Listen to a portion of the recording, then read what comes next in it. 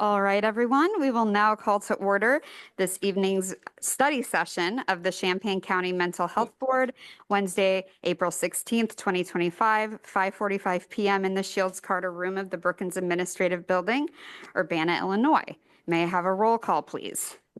Chris Miner, Here. Elaine Plencia, Here. Jane Sprandel, Here. Anthony Nichols, Here. John Paul Joachim, Here. Kyle Patterson, Joe Omo Asagie, Emily Rodriguez, Virtually. and Molly McClay. Here. Did we say Elaine? Yep. Okay, sorry. Here's Joe. All right, and now Joe is here. So we do have a member here virtually. due to one of the approved reasons for virtual attendance. And since we have a quorum, we can vote to allow Emily Rodriguez to participate virtually. So with that, I move to permit Emily Rodriguez to participate in our meeting virtually. Can I have a second? Seconded. Thank you very much. Any discussion? Seeing none, all those in favor of allowing Emily Rodriguez to participate virtually, say aye. Aye. All those opposed, same sign. The ayes have it. Emily Rodriguez has been admitted virtually to the meeting. Thank you. Next, guess I'm not sure if we were supposed to approve the agenda first, but oh well. Okay, next we have the agenda to approve. Any discussion or motions? I'll move to approve the agenda. I'll second that. We have a motion and a second. Any further discussion? Seeing none, all those in favor of approving the agenda as presented, say aye. Aye. All those opposed, same sign. The ayes have it. The agenda is approved. Next, we will move to the CCMHB acronyms and glossary section on pages 2 through 13 of your packet. This is here for your reference and may be particularly useful tonight because we will be discussing a lot of agencies and programs. Any discussion? All right, seeing none, we will next move to public participation agency input. As always, members of the public are welcome to come to the Champaign County Mental Health Board to share their perspectives with us. Public input may be given virtually or in person. We cannot respond directly to input, but we may use it to inform future decisions. And any agency representatives who may be making public input, please be aware of the Illinois Lobbyist Registration Act and being in compliance with that act. If you would like to share something with the board, please either come to the podium. There's a little comment card you can fill out as well, and or you can raise your hand on Zoom or put something in the chat. So given all of those options, is there anyone who would like to make public comment?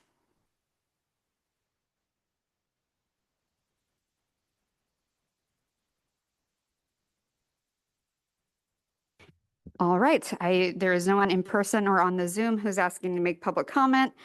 So we will move on. There will be another point in the meeting where that can occur if you would like to make a comment later. So next we will move to chairperson's comments. So I'm Molly McClay, the chair of the Champaign County Mental Health Board. And this evening we will be having one of our most important meetings of the year, which is to discuss the applications for funding that we have received for this cycle. I will give a little overview soon of how we'll be walking through the applications, but I just wanted to take a moment to thank everybody for their work in this process so far.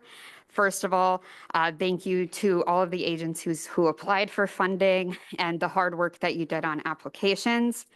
I next want to thank all of our staff for doing an incredible job creating program summaries for us, combing through the applications, becoming extremely aware of all of the fine details, and working incredibly hard since the date the applications came in and even before that to make sure that this process goes smoothly and that the board has quality information to work with to make our decisions. We won't be making decisions tonight, but we will be having robust discussion. And I'd also like to thank all the board members for your work preparing for this and having these discussions. And I just want to acknowledge, especially right now more than ever, what a privilege it is to have this resource in our community, to have this fund that our community taxpayers long ago set aside and said we want to fund mental health, substance use, and developmental disability services for our community. And we have a fund that is robust and has been here for a long time.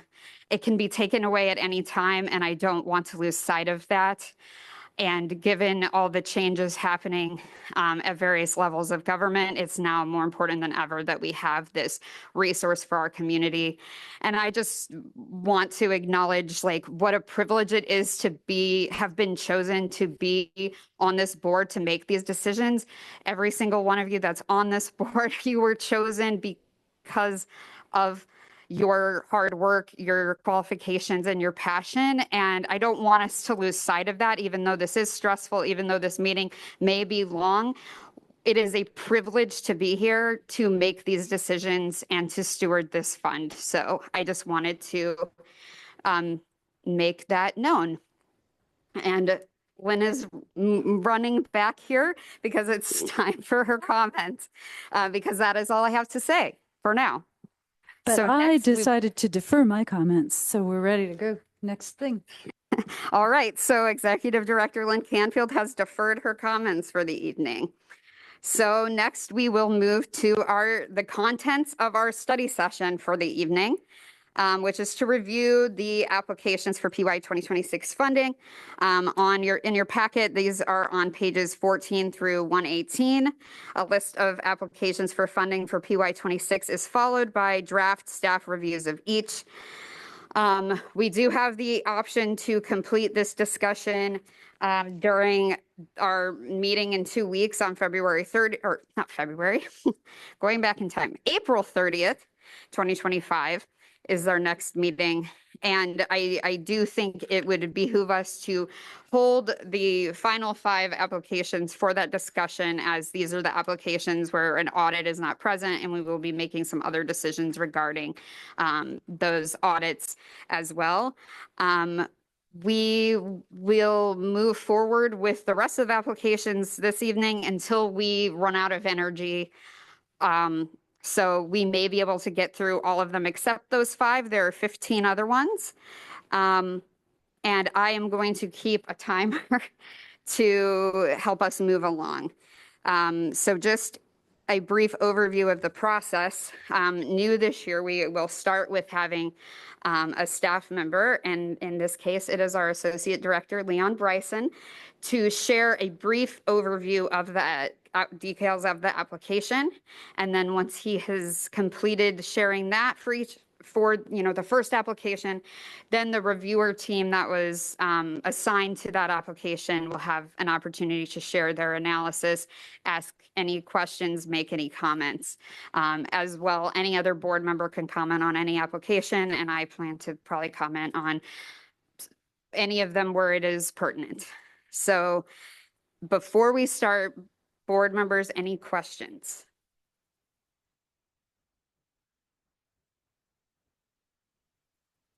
All right, seeing none, I will go ahead and kick things over to Leon Bryson to share our first application. Thank you. I think they just cut the air on and it's trying to freeze me out, but here we go. The first one up is Champaign County Regional Planning Commission. Community Services is applying for funding for Youth Assessment Center, which is a companion proposal, which is a continuation of a long-standing program with no increase over the current contract amount. They selected the priority category, safety and crisis stabilization, and justified that choice as they had in the prior application. The proposed services are for any YAC participant screening for needs, risk, protective factors, case management to support for meeting the expectations of station adjustments or engagement agreements, linkage and referral peer court. And for MHB funded participants, intensive weekly in-person counseling with case managers, group programming, skill building, stress management, problem solving, goal setting, career planning, and more. In the staff review, you will see that due to financial oversight by the Champaign County Auditor and inclusion in the county's combined audit, a separate agency audit is not required. There are no compliance or eligibility concerns.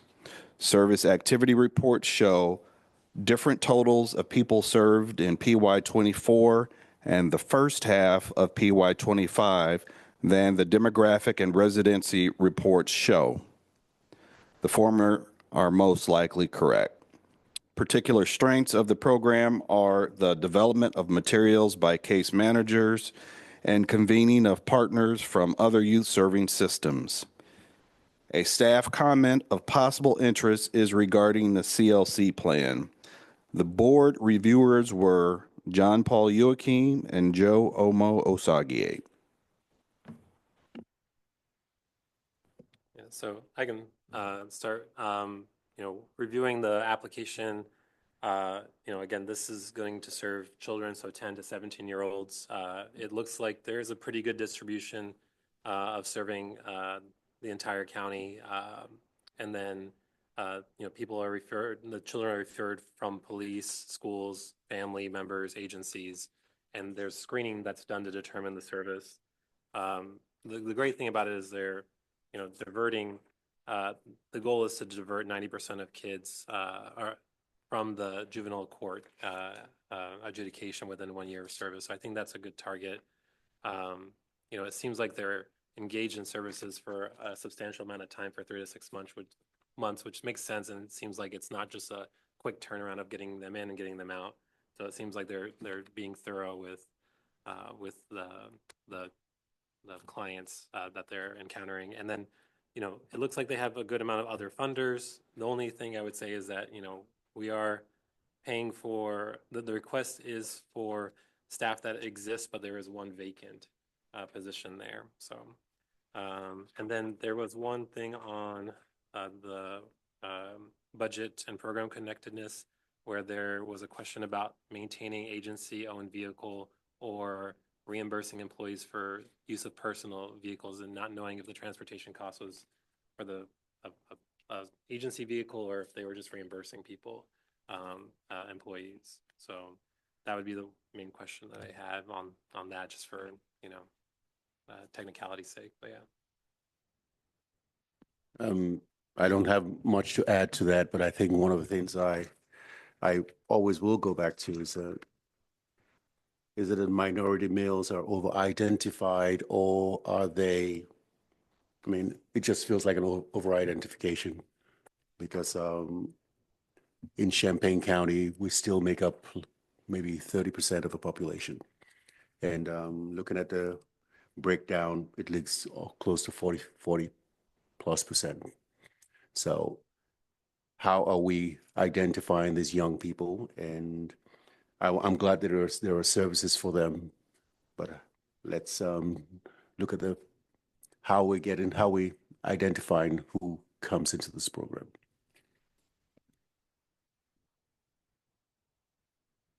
All right, thank you very much. Any other comments or questions from board members on this application?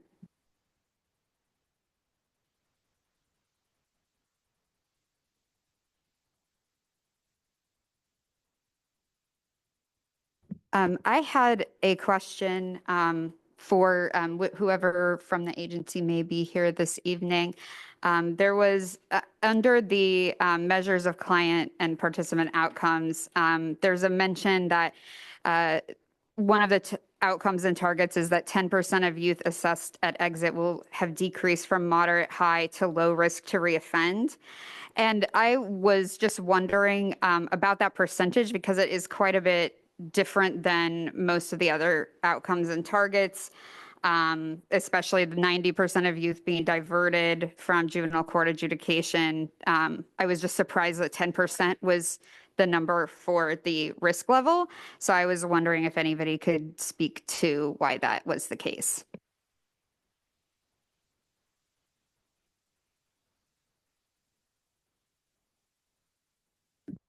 Please feel free to approach, yes, and turn on the microphone.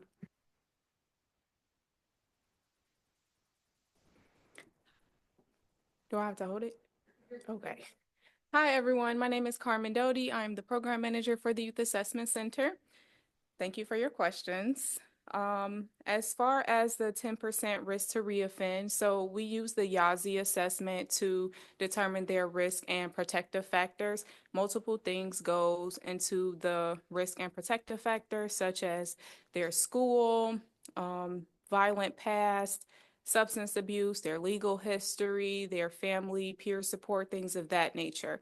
So a lot of those factors we don't have control over, which is why that percentage may seem so low. So we are working with the youth on a variety of things to lower their risk in these areas. However, if it just basically depends on how the risk and the protective factors balance out. So since we do not have as much control over all of the factors, we are hoping to lower the risk of the reoffense from that moderate to the low or the high to the moderate.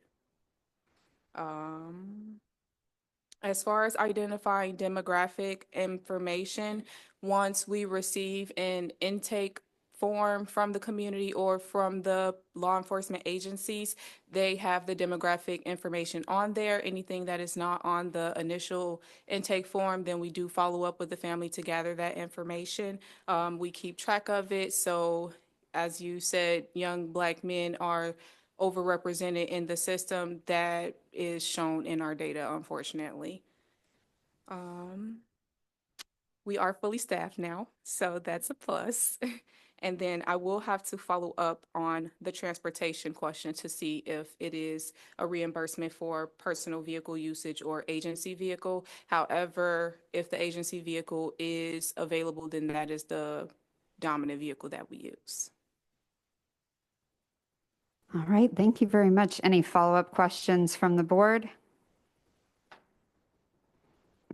Also talking like demographics, I was a little surprised that the male to female ratio was closer.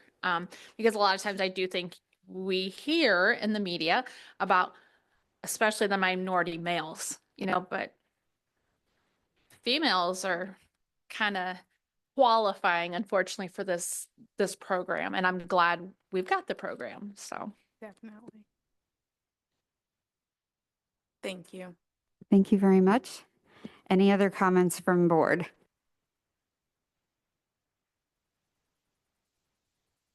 I just want to add, I appreciate that our fund is like a modest part of the overall like budget and funding picture, and that there wasn't an increase needed for this year. I just wanted to note if this might be something we might consider for a 2-year contract, but I know that we may be talking about that more in May. So given that there are no further comments from the board, we will move on to our next application. So Leon, take it away. Thank you. Champaign County Children's Advocacy Center is applying for funding for the Children's Advocacy Center, which is a continuation of a longstanding program. The amount of the request is the same as the current year. Funding for this funding request, the applicant selected healing from interpersonal and justified that choice. The program would also align with the priorities safety and crisis stabilization and thriving children, youth, and families. The proposed services are coordinated response to allegations of sexual and serious physical abuse. MHB pays a portion of child forensic interviews, multidisciplinary team coordination, trauma focused screenings, mental health assessments, and family advocacy. In the staff review, you will see that due to financial oversight by the Champaign County Auditor and inclusion in the county's combined audit, a separate agency audit is not required. There are no compliance or eligibility concerns.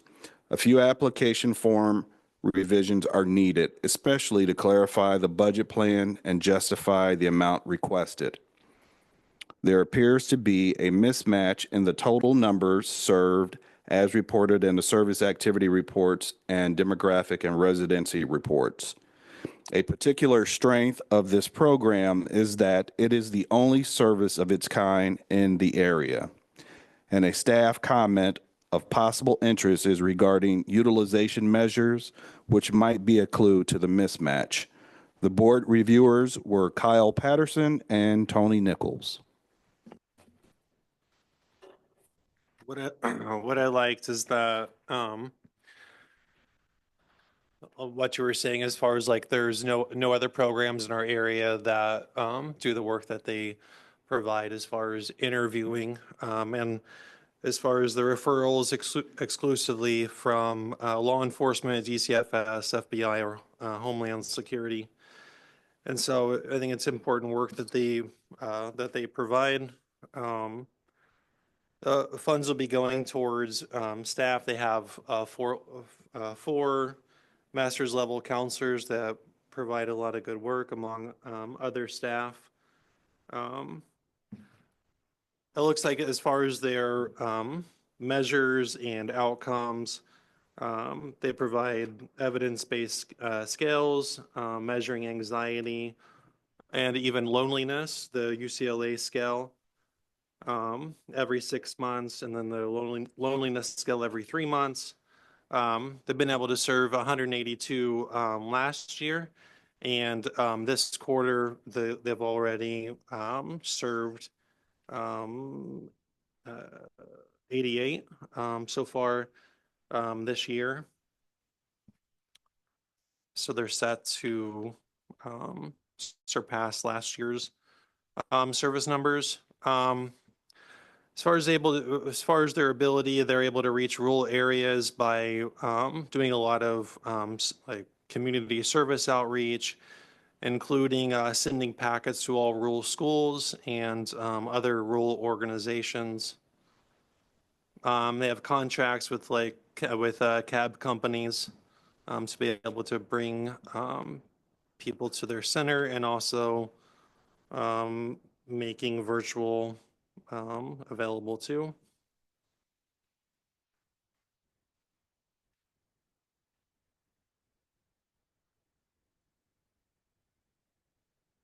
That's all that I had.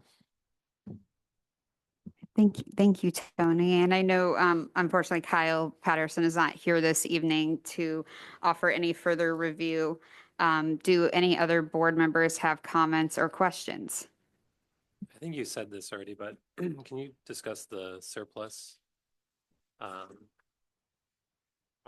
28,708 to lower the contract amount that you mentioned? Yeah. Chris Wilson is on the Zoom. He might want to answer this too. We suspect these are just errors in how the forms were filled out, because this is the same. Maybe it's a similar amount to what they've asked for year after year. It might even be exactly the same. So we think it was just some mistakes, but they're really important. It's very hard for us to analyze the application without a budget plan that balances. So I don't know if you want Chris to speak to that. I kind of believe this is how much they needed, but they didn't really justify it. So we would need to see some. Do you want to add anything, Chris? Sure. Yeah, based on their budget that they presented, it shows that the program has a surplus of about $35,000. Now we have a rule in our contracts that MHB funds are to be payer of last resort, which means if there's other funding available, those funds are expected to be used before our funds. So if there's other money on the table, then we need to ask the question, why isn't that fund being used instead of ours? Is that something that would make sense to ask now, or to address more before May? Well, I'm not sure there's anyone here representing the organization. Is there? On the Zoom, maybe? No. So I would say that given what we saw, we would not be able to offer a contract until those issues are straightened out. So we would come back to you with that information, maybe in May. Yeah, that surplus is like around half of the requested amount. So that's important. I do appreciate that, again, we're a modest part of the funding picture. They don't need an increase, but it is interesting that maybe hasn't that might be also part of why, like if the surplus wasn't accounted for when they were deciding how much to ask for. I guess did any of that show up in the audit? This is a budget plan. So no, we didn't have any money owed back according to the county's audit last year. That's right, Chris, right? I'm not misspeaking, right? I can double check if you want to give me a minute. Okay. I mean, if we usually document that in the program summaries, so I apologize if we missed it, but I don't think there was unspent funding, but he will be able to find out. So I mean, we don't need the answers today. Obviously, just follow up with the agency. We'll get the answers whenever we get them. Yeah, in the program summary, it says there weren't any unspent funds. But I wondered if there was like anything else, but we can definitely get that information later. I do want to just reemphasize, like, this is a very vital service to the community in providing supports to youth who have gone through horrible things, and they use a very evidence-based program called TFCBT to provide services, which is basically the hallmark program for this area for this population. So I did want to acknowledge that. I hope we can figure something out. Any other comments or questions from the board?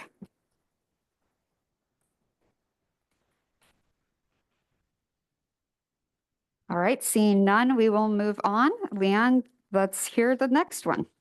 All right. Champaign Healthcare Consumers is applying for funding for the program Community Health Worker Outreach and Benefits Enrollment, which is a continuation of a current program. The amount requested is greater than most recent funding amount. For this funding request, the applicant selected closing the gaps in access and care and justified that choice. The proposed services are assistance with enrolling in benefits such as Medicaid, Medicare, private insurance through the marketplace, hospital or clinic financial assistance programs, prescription assistance, SNAP, and more. In the staff review, you will see that there were no compliance or eligibility concerns. Board and staff members have lived experience which informs the services. Some revisions to the application forms would clarify cost. A particular strength of this program is that it increases the number of insured people in Champaign County, allowing them to access health and behavioral health care services. And a staff comment of possible interest is regarding the location of services. The board reviewers were Elaine Palencia and Emily Rodriguez. Yes, so I'll start. In my time on this board, this has always been a well-run program. And one thing I always look at with these agencies are their websites to see just how accessible they are to just somebody who's, starting out to look for services. And this is a website with one click of a button. You can change everything from English to Spanish. There are archives, so you can look at more information than most websites of this sort have. So I certainly like that. A question I have for every one of these agencies, because these were filed in February, is have cuts at the federal level impacted the budget today? Because I know of other agencies that this has happened to, and I would like to know that. And I think this kind of linking people with services, with that kind of confusion going on of big pots of money disappearing, this kind of service is more necessary than ever. And some other things I like, as I think Leon mentioned, is the number of service sites they have. So they're very accessible. They have certified application counselors. Not every agency has that.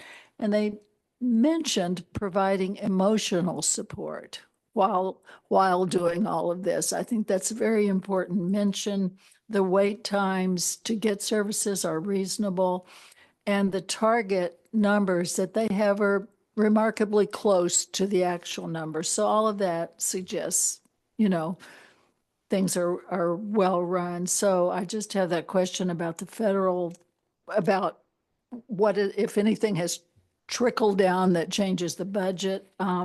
There is a mention by staff that there was a surplus of $11,256. Maybe that needs to be addressed. And our staff also wondered if there was some unexplored source for funding the community health workers. And Emily, do you have questions and comments? I sure do. So I just wanted to note, this is, as staff already noted, right, it's a 13% increase in funding, but if you look at the numbers of people that they serve, it certainly seems like a great value for our money. I also want to underline that they seem to be providing service about everywhere. So for example, Daily Bread, Strides, libraries, remote locations, depending on the situation, and their offices and at Rosecrans. So again, they seem to be quite accessible. The other thing that I wanted to note is, I think, so in my own work, we work with helping people apply for rental assistance. And it seems really basic, right? Helping people walk through a process, but it makes the difference between using a resource and not. So to me, I think this is a great value. I think it's certainly necessary. And again, I think the emotional aspect of this is really important as well. So I just want to affirm what Elaine noted there as well. Thank you both very much. We do have a agency representative who can answer questions. So please come forward and come to the podium.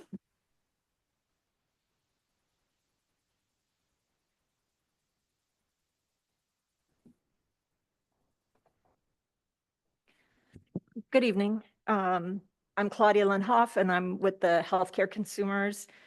Thank you. Thank you so much for your comments, and thank you for supporting our work. With regard to the what looks like a budget surplus, I just wanted to explain. So I messaged Leon today that I would provide a written response by early next week, but just real quick, the simplest answer is that we put the organizational budget together in February to submit.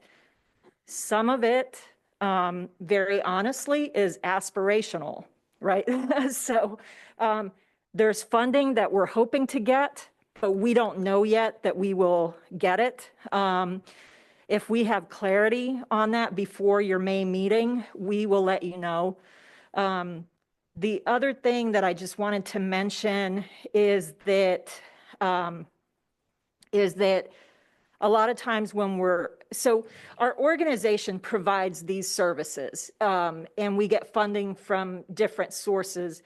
We view this as sort of kind of a sub-program of some of the overall work, because the staff who work with this program are really dedicated to working with people who are identified to have behavioral health issues, who need a little bit extra support to do these things. And as you were talking about applying for rental assistance, some people have, whether it's rental assistance or health insurance or SNAP, some people have a lot of anxiety or, other issues like that. And an appointment that would normally be taken care of within 30 minutes might require 4 appointments for that person to be able to get through the process. And sometimes it can involve things like, we need to have copies of pay stubs, or we have to have social security numbers. And you sometimes have to overcome anxiety and fear about those things, especially in this climate right now. The other thing that I just wanted to mention too is that when people come to us for the first time for a service that's funded through the Mental Health Board, they might end up getting services from multiple programs. For example, they might come to us for health insurance, but then we see that they need to apply for disability, and you all fund our disability, a part of our disability application services program. But we don't, when we talk about new clients, we don't count them, twice. So some of the folks who you see represented under this program might be getting other services as well. The other thing that we're anticipating for later this year just is the Health Alliance issue, and having a bigger influx of people who are struggling with that, including with the Medicare Advantage plans. So I'm sorry, I just realized I've been rambling, and I think I answered one question, but. Any other questions from board members? Oh, I'm sorry. With regard to the federal funding issue, oh man, I feel like I'm not I hope I'm not jinxing us by saying this, but I feel like we are okay as far as that goes, because the federal funds that we have received actually have flowed down from the federal government down to the cities and the county in the form of ARPA grants and HHI grants, which is for housing and homelessness innovations. And those funds appear to have already been drawn down by the city of Urbana, city of Champaign, and so on. So I think those funds live here. But we also know that some funds have been revoked. Hopefully that doesn't happen. If that doesn't happen, I feel like we will be okay with that regard. Should I just kind of stay for the next one? Okay. Thank you very much. Any final comments or questions from the board? I'll just add, I know one thing that I say every year is about sort of like funding diversity. And I know that this request is for a very large percentage of the budget. This is probably not the year to be asking about diversity of funding sources, but I would like to see other places step up and provide funding, because this program is very important and it should be funded by more. Thank you. Oh, go ahead. It's different topic. Oh, Okay. can I address that real quick? So, yeah, I'm not clear that I'm presenting the budget for this program very well, because again, our organization does this work on a much larger scale. We get other sources of funding. We have been approved for the Navigator grant. So that allows us to hire 2 people who will help with health insurance enrollment and all that.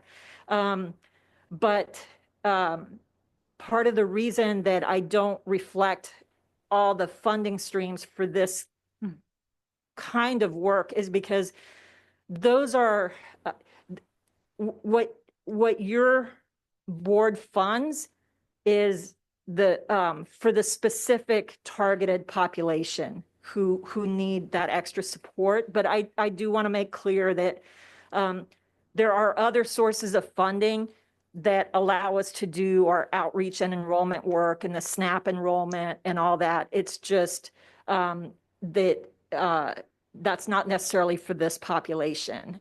And we have continuity of staff who are really skilled and really capable for this program.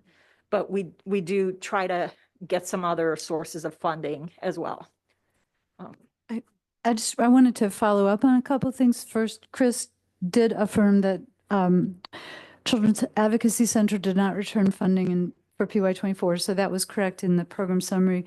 Second, there are some comments in the chat that are lovely. There's another agency singing the praises of the healthcare consumers, so that's good. That's pretty cool. And then finally, the questions, not all of the staff questions are critiques. We just, when we see surpluses, it could mean a lot of different things. This came up this morning as well. It could be very straightforward, but we don't always know what it means. And I would agree, everybody's in a kind of an odd situation in January and February, putting together a budget for a year that starts in July in a completely chaotic funding environment. And also, even with local funding, I think this year United Way doesn't make their decisions until after you all do, or it's right around the same time. So we do want to, I want to be very clear on behalf of our staff that we have a lot of grace around those budgets because they are people's best guess, but we still have to ask. And I so appreciate the answers, even if it's weird to have to tell us that. I'm assuming that we're not unusual in what I explained. Budgeting is always, Right. I mean, you hope, but you don't know. It's the same for us. Yeah. So. Thank you very much. Your answer did clarify a lot for me, so thank you. We do need to move on to our next one, so feel free to stay if you wouldn't mind turning off the mic, just in case there's any, I don't quite understand how these mics work. So anyway, we will, Leon, if you would please present the next one. Champaign Healthcare Consumers is applying for funding for the program Justice Involved CHW Services and Benefits, which is a continuation of a long-standing program which for many years had been provided through a subcontract with a larger funded agency. The amount requested is greater than the most recent funding amount. For this funding request, the applicant selected safety and crisis stabilization and justified that choice. The proposed services are benefits enrollment, as in the other funding requests, but focused on people who are at the county jail or have other justice involvement. In the staff review, you will see that there are no compliance or eligibility concerns. Budget plan clarifications are requested. Some input comes from focus groups held in the jail.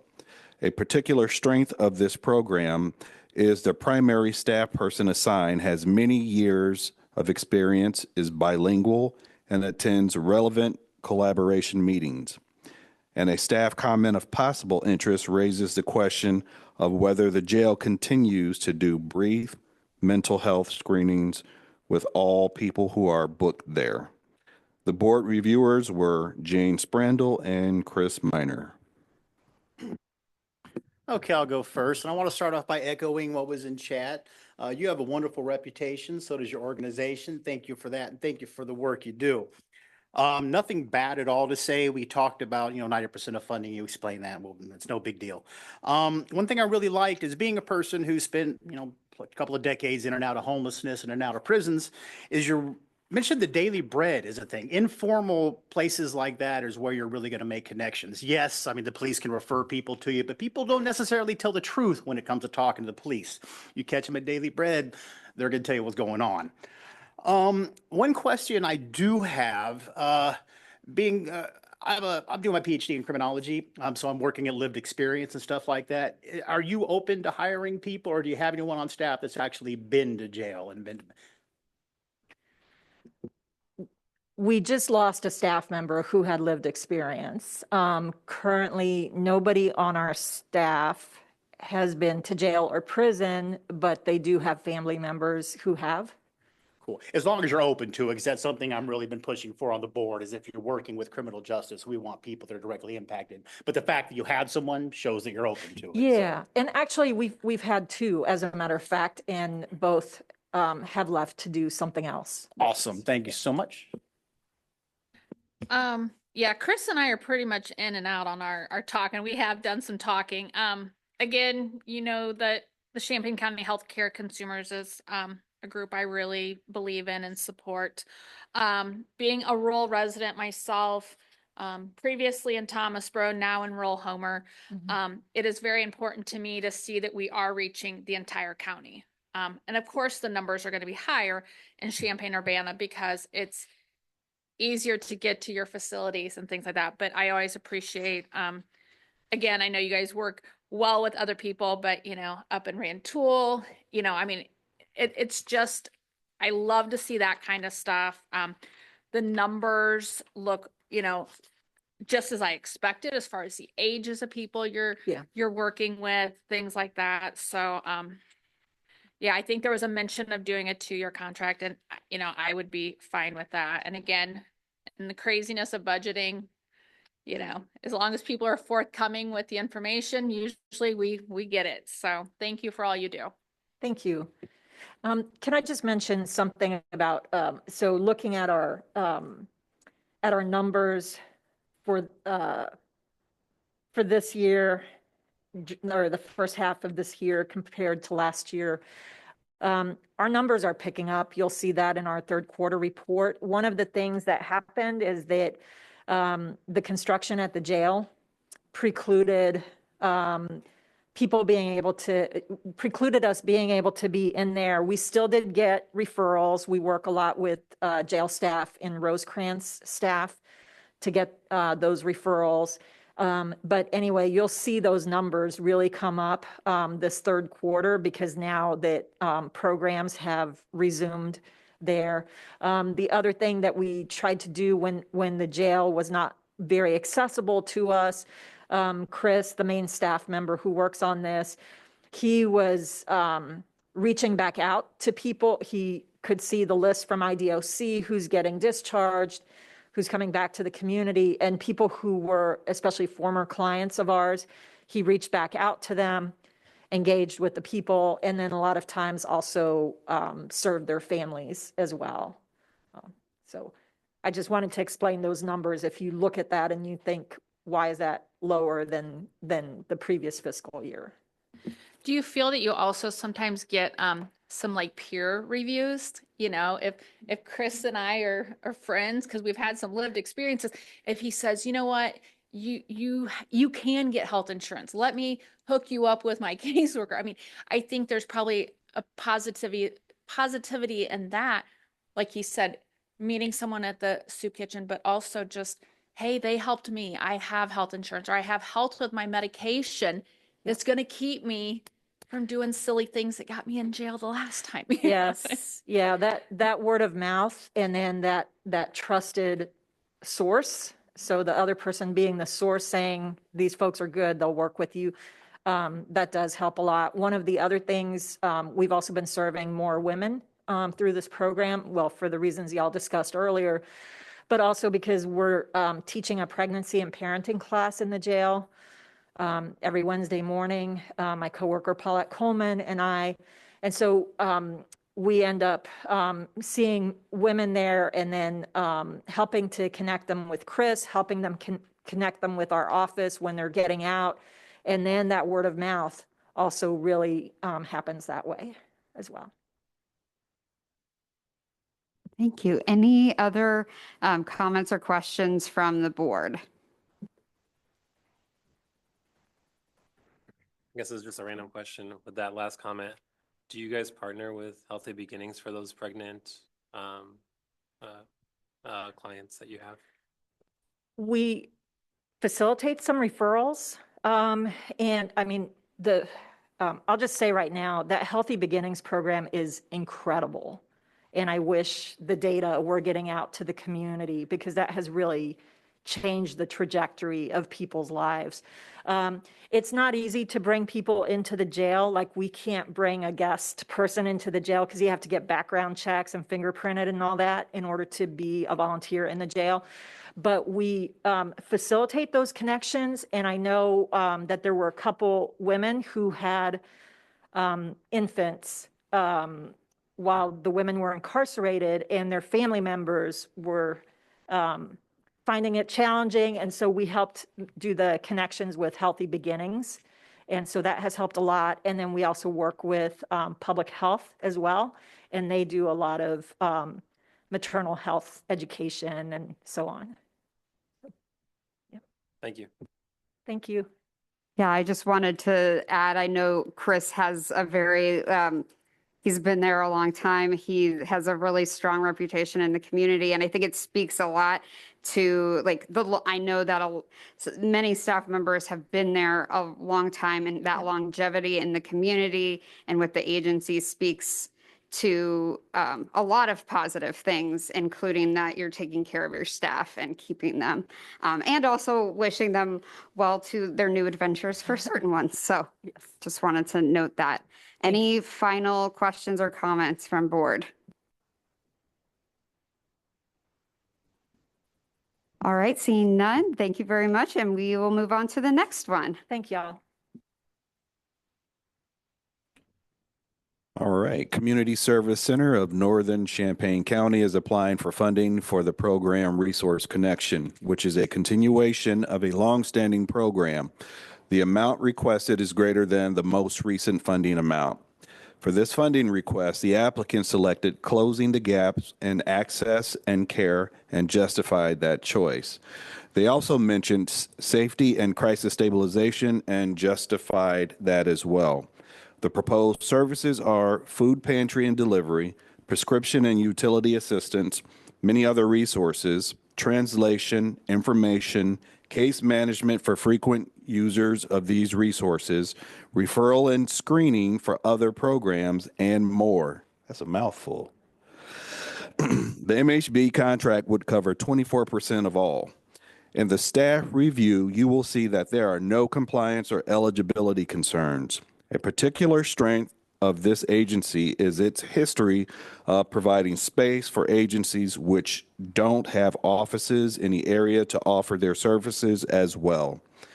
And a staff comment of possible interest is regarding the CLC plan and the agency's reach. The board reviewers were John Paul Joachim and Joe Omo Osagie.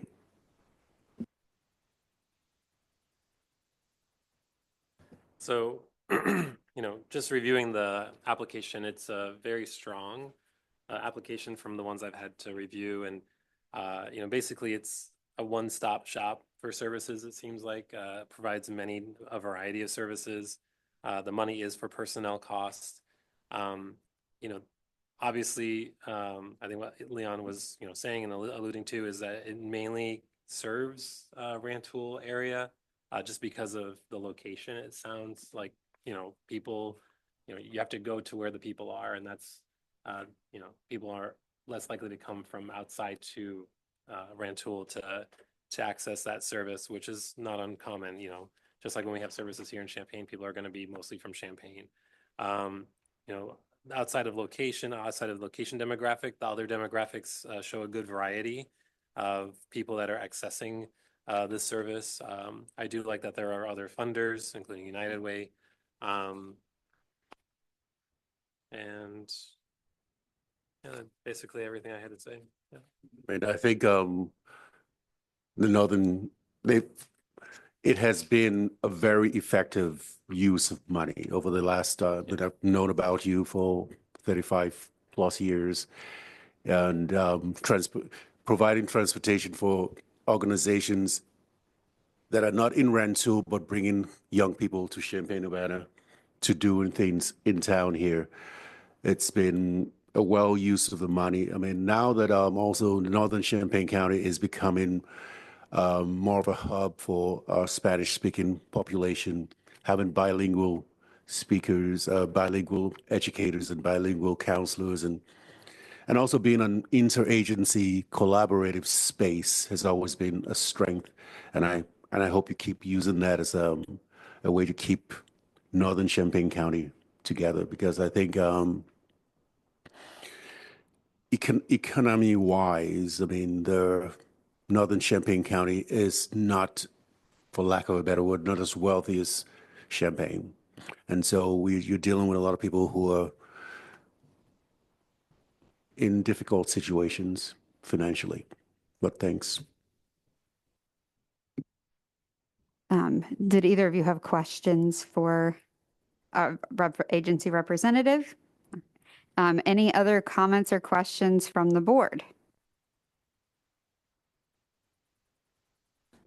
One thing I personally have noticed and I love is there are a few local churches who will also do like an additional like drive-through food thing. And so I just think that's obviously great that the community is also supporting, and that speaks volumes for the staff that, they, made those connections with the churches,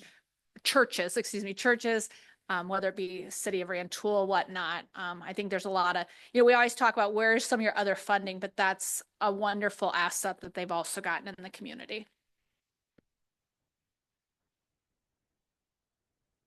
Yeah, one other comment I wanted to note is, and I've noted this in a few applications, but where there was a kind of a discussion of the participation in the evaluation capacity building project, I could see kind of reflected in the outcomes, targets, assessment tools, data collection, kind of this like clear line across them that I think shows also the benefit of that evaluation capacity building program and how it is directly impacting some of the things that that this program is assessing. So I didn't have very many questions or concerns about this application. I agree with John. It is quite strong.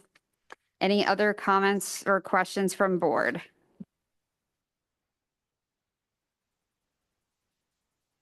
All right, thank you very much. So we've done 5 applications. We have a range of how much time it is taking, but we are kind of in the 8-ish minutes mark. So I think we'll check in after the next 5 applications and see how many more we want to do this evening. So let's go ahead and move on to the next one. All right, sounds like I need to speed up. I think we all need to speed up. Crisis Nursery is applying for funding for the Beyond Blue Champaign County, which is a continuation of a long-standing program which initially responded to needs identified by both MHB and the County Board of Health.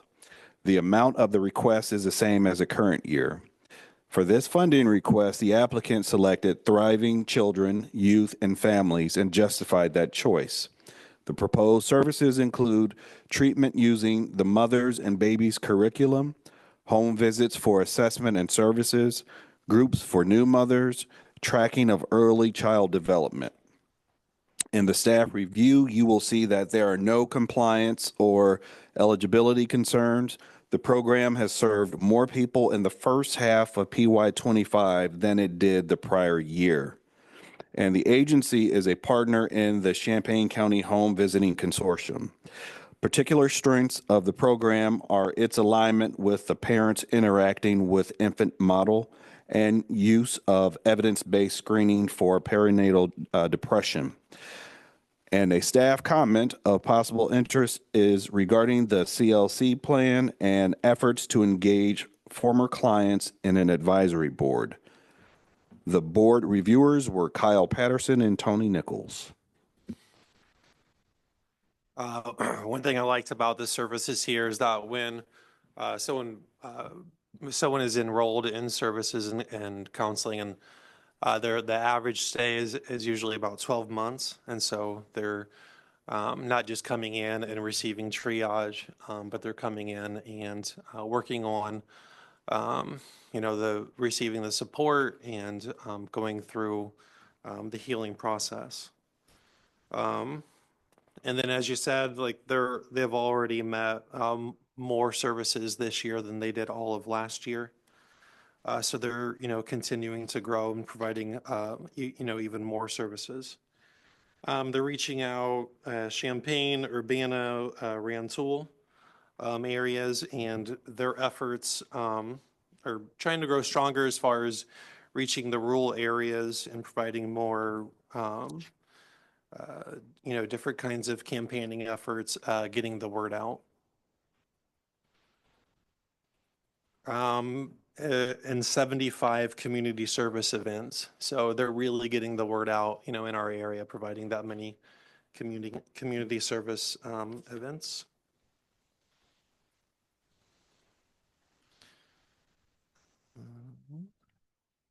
And that's all that I have. Thank you very much. Any other questions or comments from the board?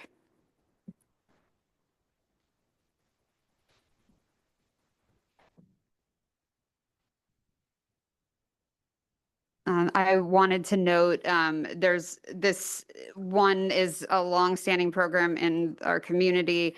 I think when I moved here for my master's in social work, it's probably one of the first agencies I learned about. And I appreciate the evidence base of the programming used. I think the assessment tools, the way that families are engaged with parent-child interaction therapy, I know is something that's very well regarded, the mothers and babies and baby talk programs as well. I was curious if there is an agency representative here, and if so, I wanted to ask more about that advisory board that Leon mentioned, that there's an attempt to engage former clients. Is there anybody here? Okay.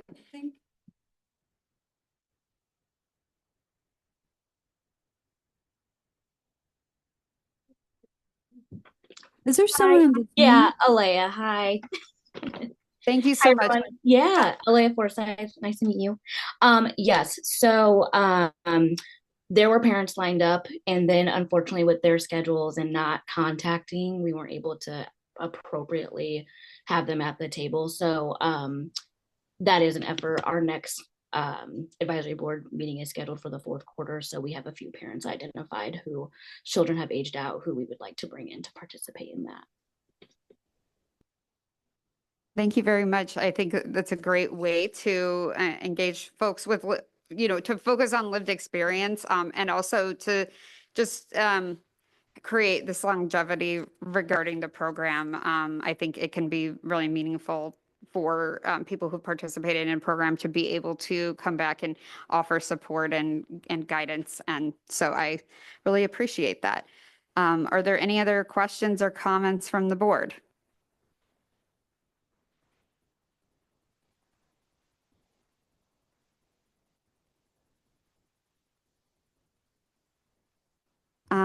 I see none. We can go ahead and move on to our next application. Thank you very much.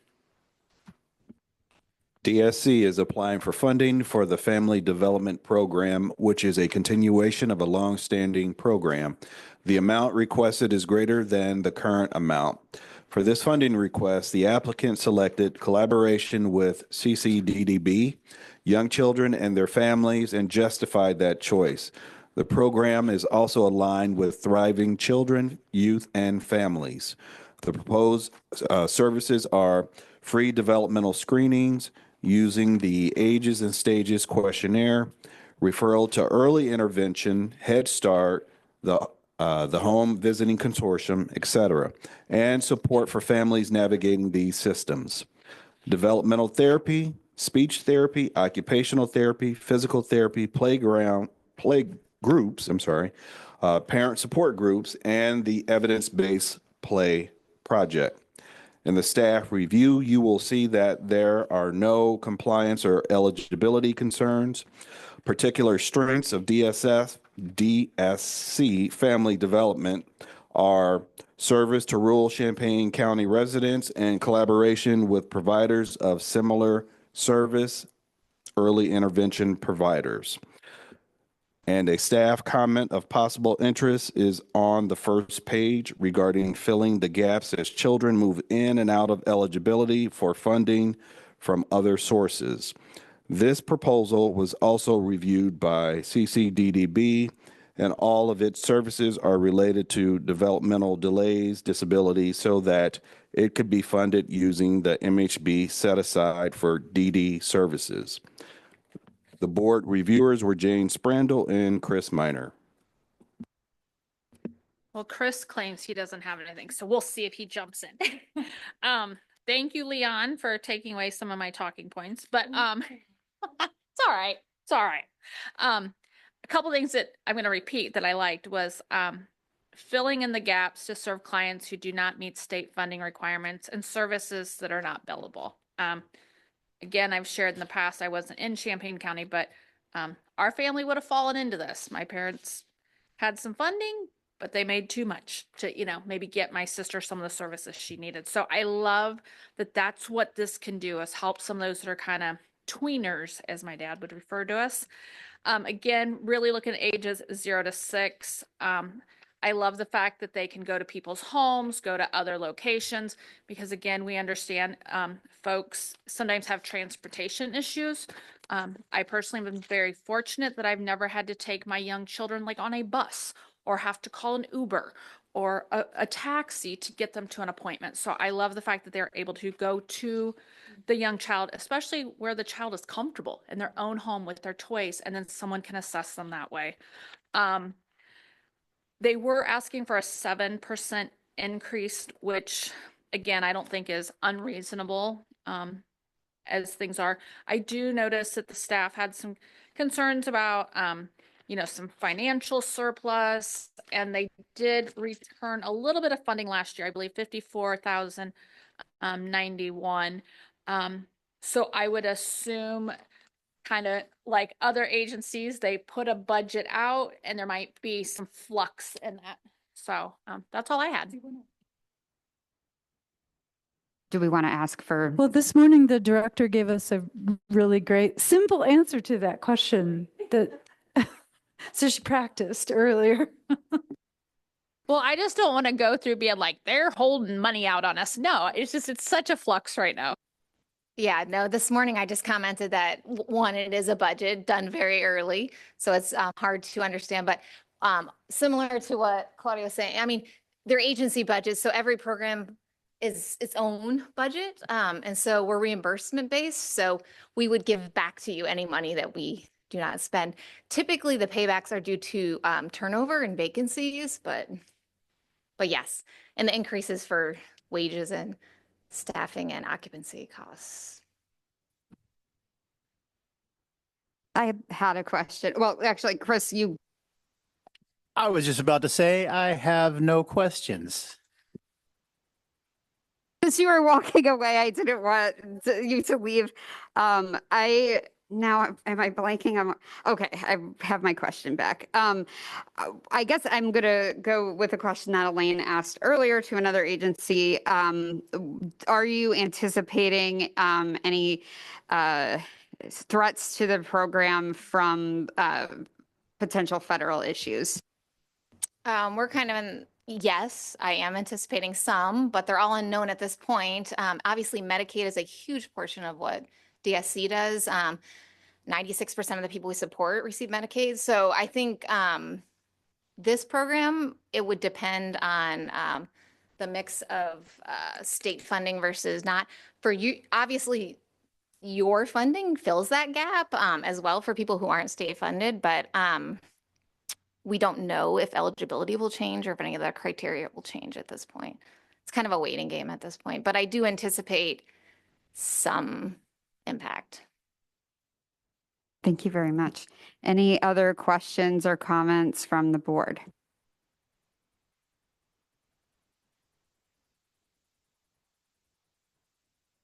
All right, seeing none, we can move on to the next one. We've been averaging like 5.5 minutes for these last few, so good job, y'all.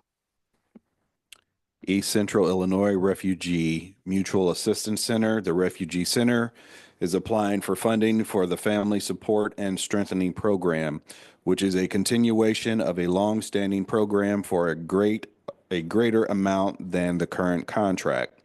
They selected the priority category Thriving Children, Youth, and Families and justified that choice along with closing the gaps in access and care.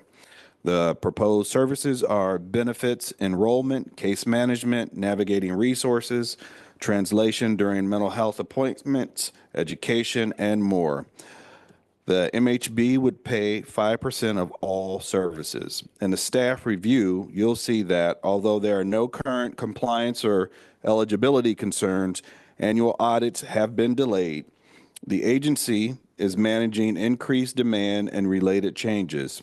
Particular strengths of the agency are its long history of building social trust, unique staff credentials, and recent and ongoing collaborative efforts on behalf of people served. A staff comment of possible interest is on the first page, where data reported on people served relate to the total agency services. The board reviewers were John Paul Joachim and Joe Omo Osage. I'll go ahead and get started. I think at this point in our communal history, this is a very necessary organization to fund. Based on what I'm seeing, the continued funding is a definite need, and probably a lot more. I think there is a lot more stress about refugees and immigrants in today's climate, and the young people that families that come in definitely need to find ways in which the children are not so stressed out and carry on a stress later on in life. But based on what I'm seeing, I don't see anything where I have any major questions into how or what the monies are going to be used for. Yeah, I mean, basically, this is a strong program that is vitally needed in this community where we have a large international population.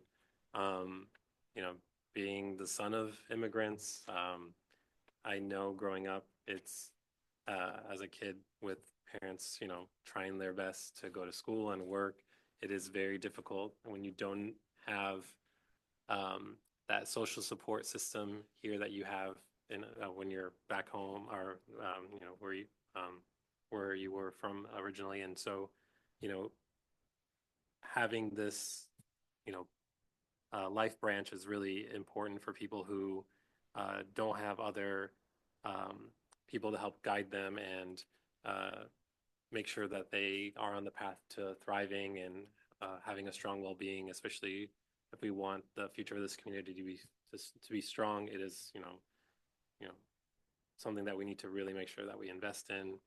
They do provide a lot of service to a lot of clients in the community. I mean, if you look at the amount of non-treatment plan clients, there's about 3,000, and treatment plan clients about 100. So they reach a large portion of the community. They also are vigorously applying for grants and other resources, which I really like. So, you know, they're not just banking on us for keeping this program going. So I really like this program. It's because it's 5% of the revenue. And I mean, you were saying something and I forgot what I was going to say. My age is catching up with me.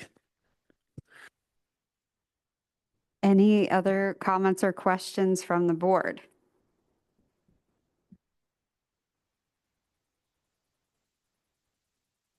I'm going to say something, Joe, so I'll give you like a minute or two to think about it. I just wanted to comment on the CLC work and the lived experience response.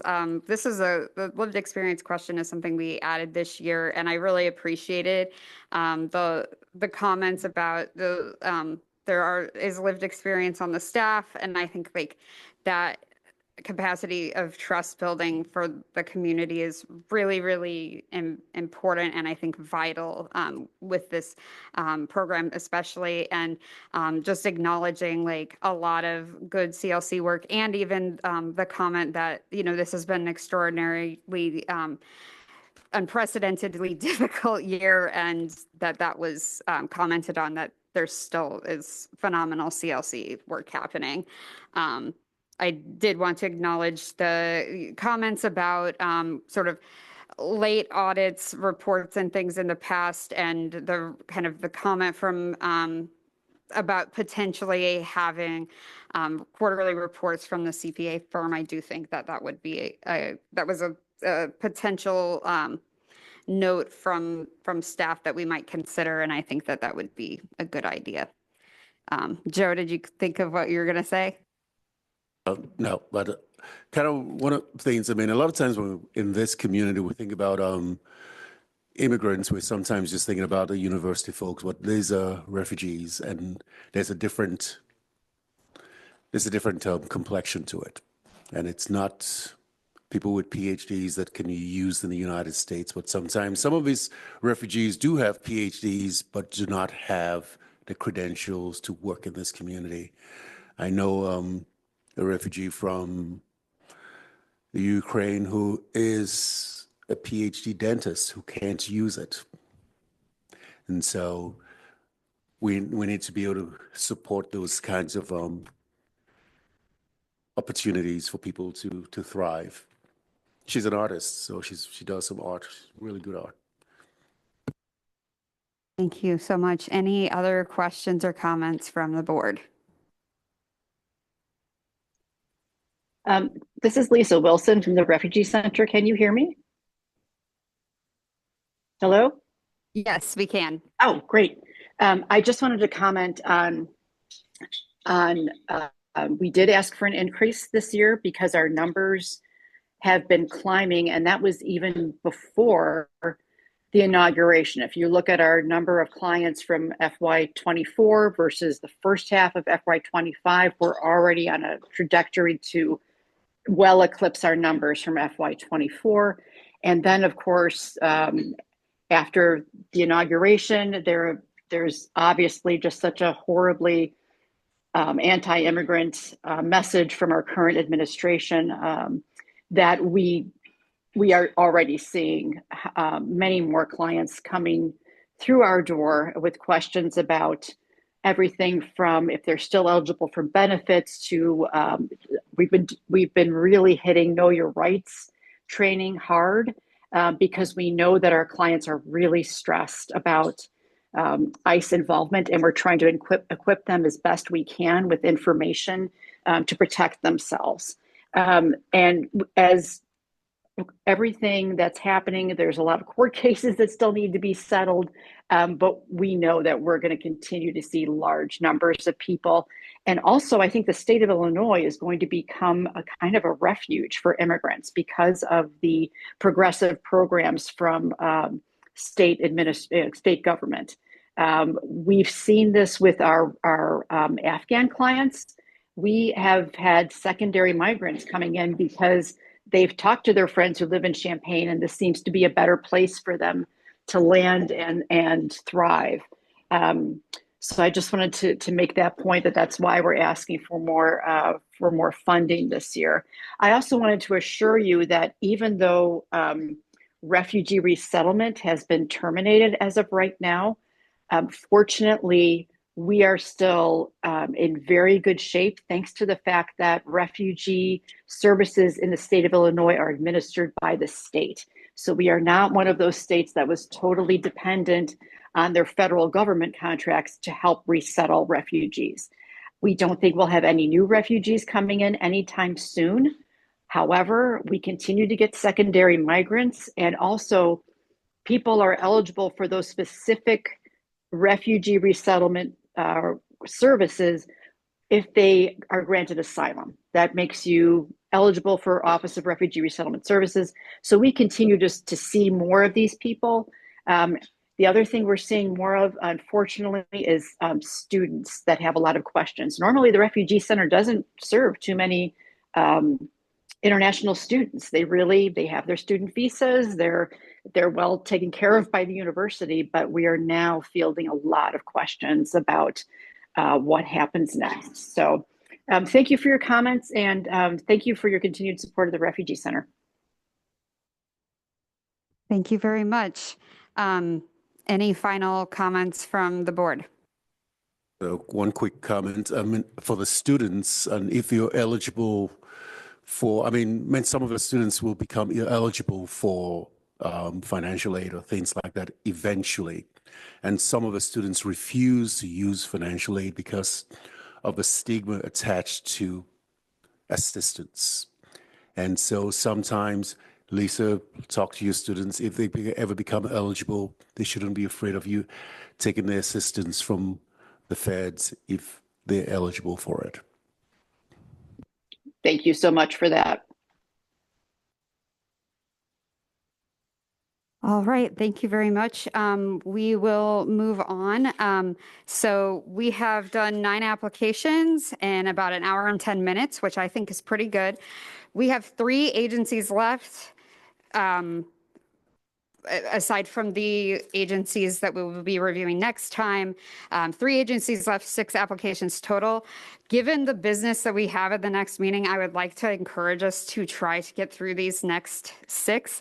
However, we can reevaluate after each agency to see if we want to keep going. But it's only 7:06, so I say why not? We've been moving pretty speedily. So with that, let's move on to family service, which is our next one, and I'll defer to Leon to share more. All right, thank you. Family Service of Champaign County is applying for funding for the counseling program, which is a continuation and expansion of a longstanding program for a greater amount than the current contract.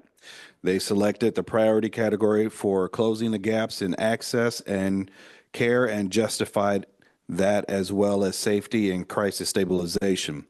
The proposed services are counseling, assessment, and treatment planning for seniors, other individuals, couples, and families, relationship assessment for drug court clients and families, art therapy, which is a new component. In the staff review, you will see that there are no current compliance or eligibility concerns. The requested amount is a great deal more than the prior years. The number of people to be served will increase from 60 total to 85 total. Many articles were cited supporting the treatment approaches. Particular strengths of the program are excellent outcomes and long-standing collaboration with the county specialty courts team. A staff comment of possible interest relates to financial clarity. The board reviewers were Kyle Patterson and Tony Nichols. This family service is a trauma-informed service, and now more than any time we need counseling treatment that is going to be trauma-informed. Trying to close the gap on those who may not be able to afford counseling otherwise. Serving 30 in fiscal year 24, 11 in Champaign, 11 Urbana, 1 in Mahomet, and 7 in other communities. Serving people as young as 5, elderly, adults with autism and other neurodevelopmental disorders, people with chronic diseases, those with anxiety, depression, stress.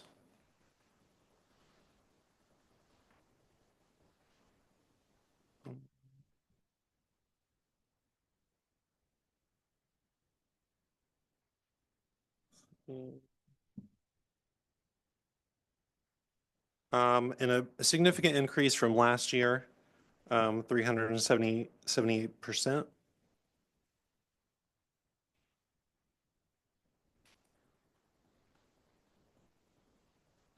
So it looks like they will be planning on serving more clients in the next year. They're trying to target 60 treatment plans, 25 non-treatment plan clients. And that's all I have. Sure, then go ahead. I know this is kind of weird. I don't think I'll have any comments for any others since I put the staff reviews together, but just during the last year, we've really gotten back together with our county partners, including the specialty courts. And I didn't ask for specific input from those partners on any of the applications because I already know how they regard the services that the Mental Health Board has been funding related to drug court. And this one is held in quite high regard, and they're also talking about adding more money to the program. So that would be great. That would allow the program to reach more. But we did have a question because the additional services, art therapy, that might not account for the total increase in cost, but we weren't really totally sure.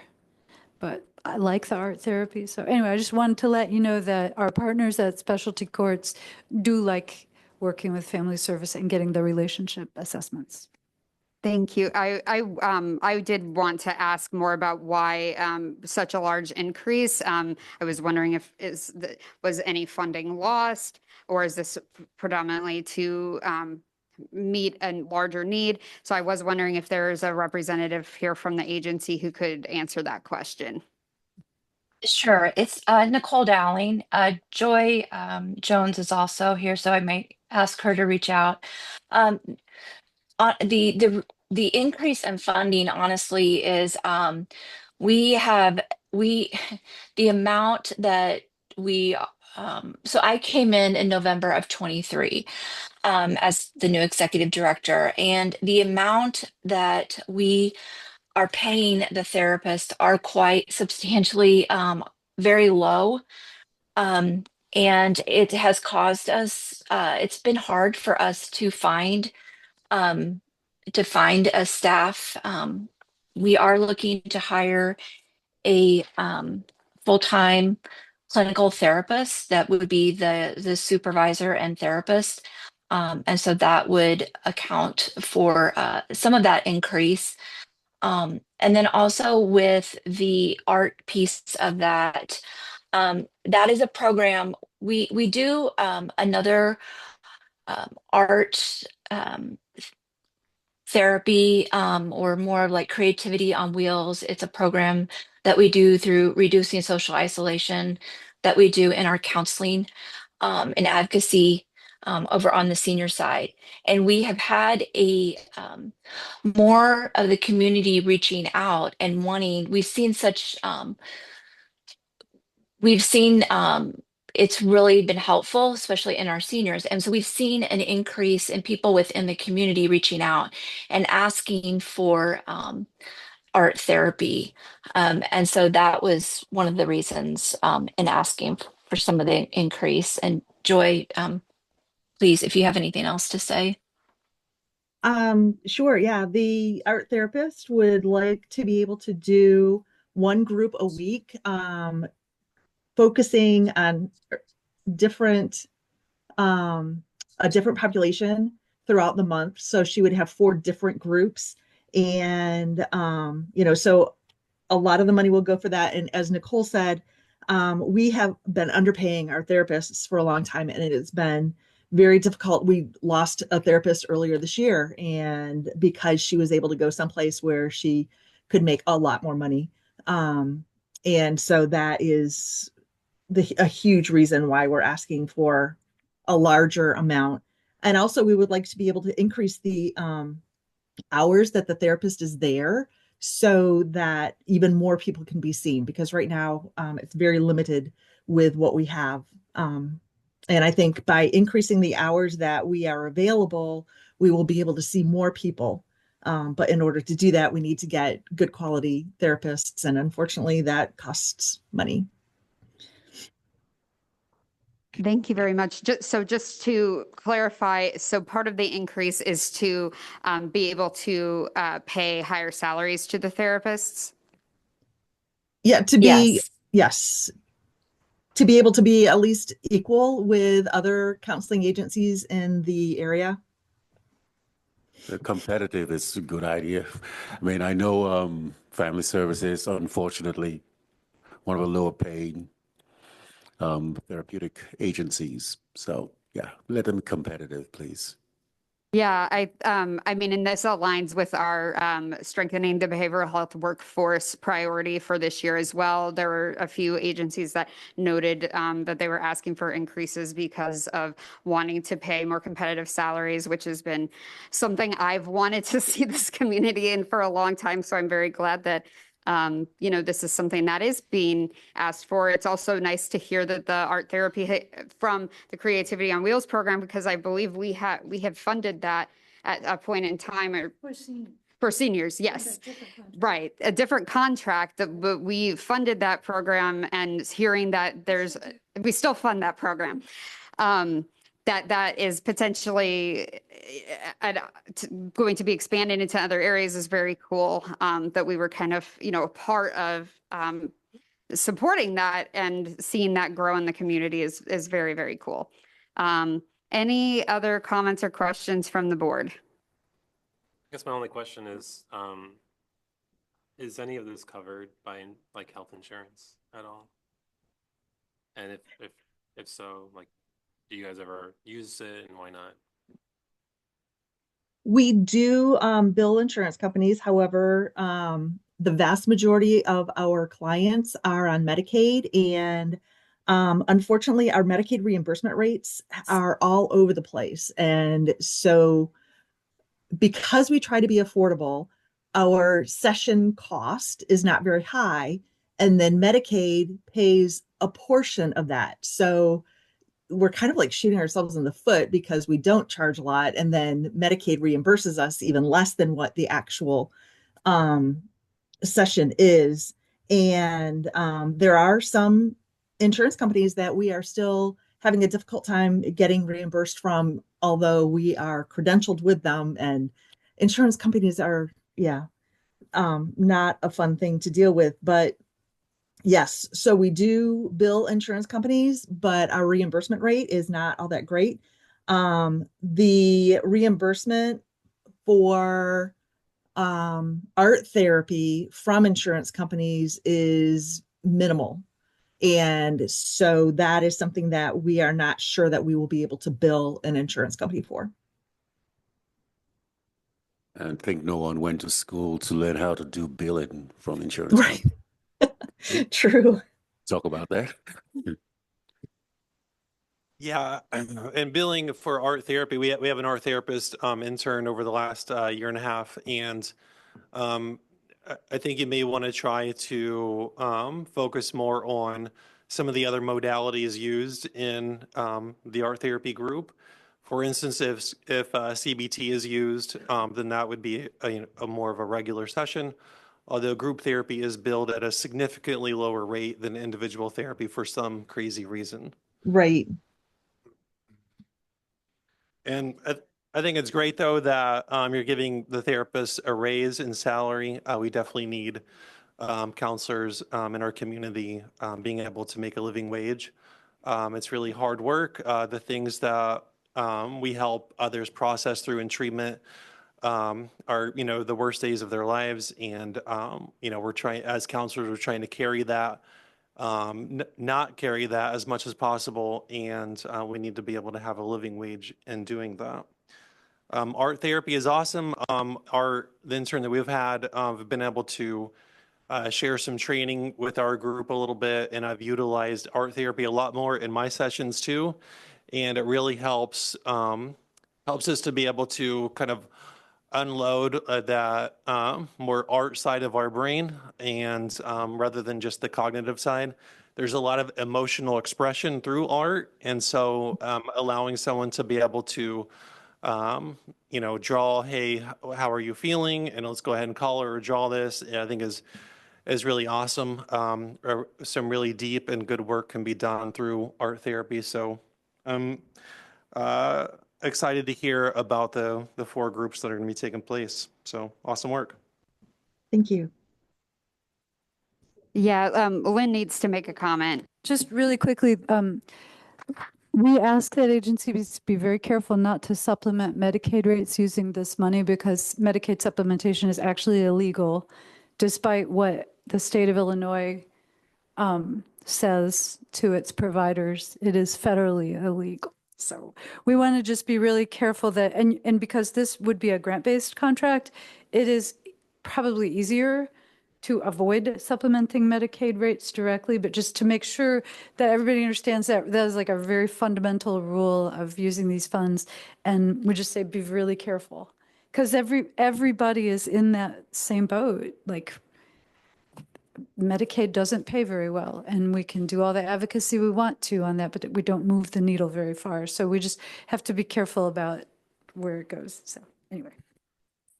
Thank you. Thank you very much. Any other comments or questions from the board? I guess I have a comment, and it's probably not going to be a popular one, but I feel like I have to say it. So I'll start with oh my gosh, I was so excited when we talked about raising therapist pay and things like that, because I think it's definitely something we as a board have talked about, like how can we help with that? So I think that is fantastic. I'm thrilled that they're looking at that's how they're going to retain good employees. Currently, I have a caseworker daughter who doesn't have much experience, and she's already talking about other places hire more. And I'm like, stay where you are for right now. Just get some tenure. So I guess that leads me to the but. Are we going to open ourselves up to more applications in the future who are asking for greater amount to supplement their payroll? And I'm not saying that's a bad thing. I want to put that caveat out there that a lot of times we talk about we want program dollars to go towards the participants, maybe not supplies or whatever. So again, I'm not saying no to this. I felt on my heart I had to say, I don't want us to open up that we're helping payroll in future years, even though I think it's necessity. Oh, okay. This is a pretty big conversation that we could absolutely dive into. I think it is a good idea to pay people well enough to keep them, because the turnover is, I mean, a lot of the services that you fund traditionally are like better because they're relational, and relationships suffer from the turnover too. So, I mean, just to say this is a really long conversation. I'm sorry for throwing out the thing about Medicaid supplementation. It's just something we would deal with family service at a contractual level to make sure that everybody's protected.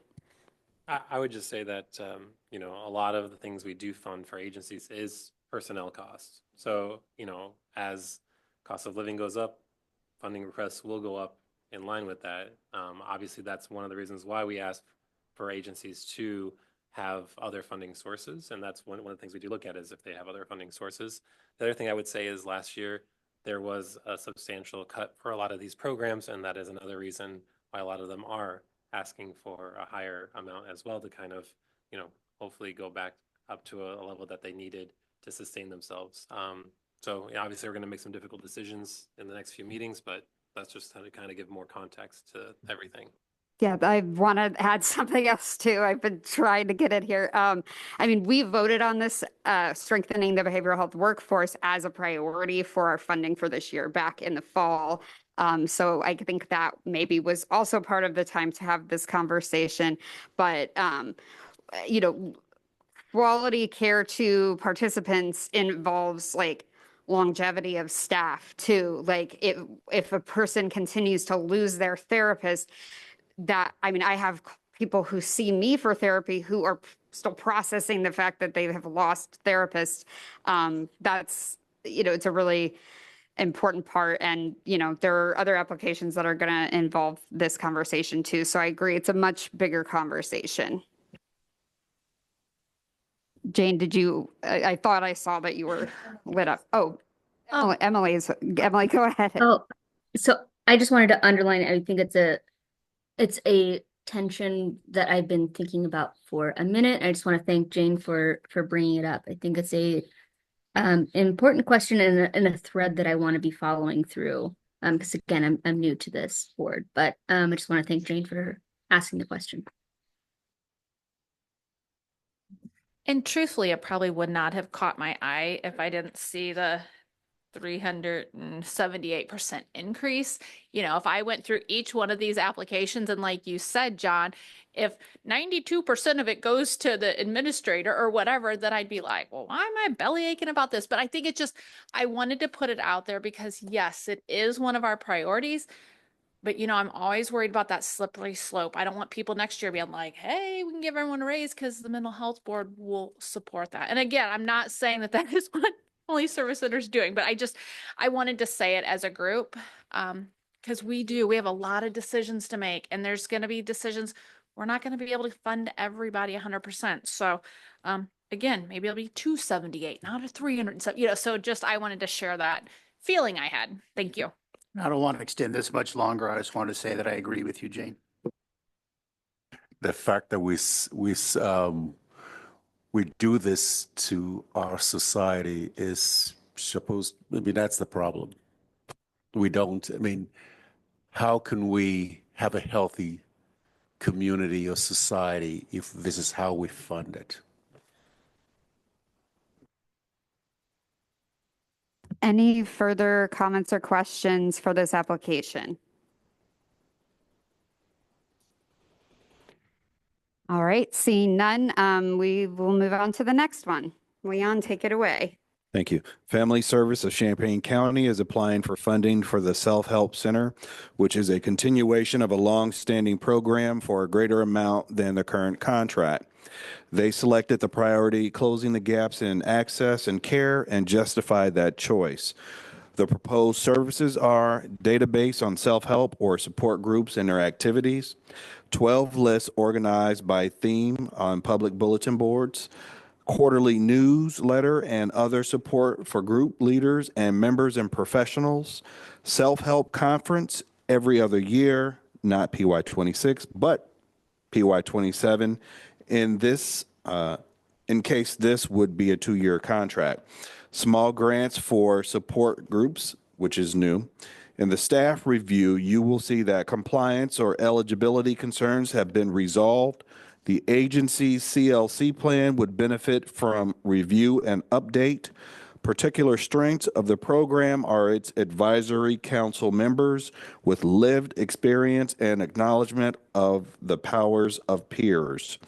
Staff comments of possible interest are in client outcomes, measures of utilization, and process considerations related to the proposed new subgranting.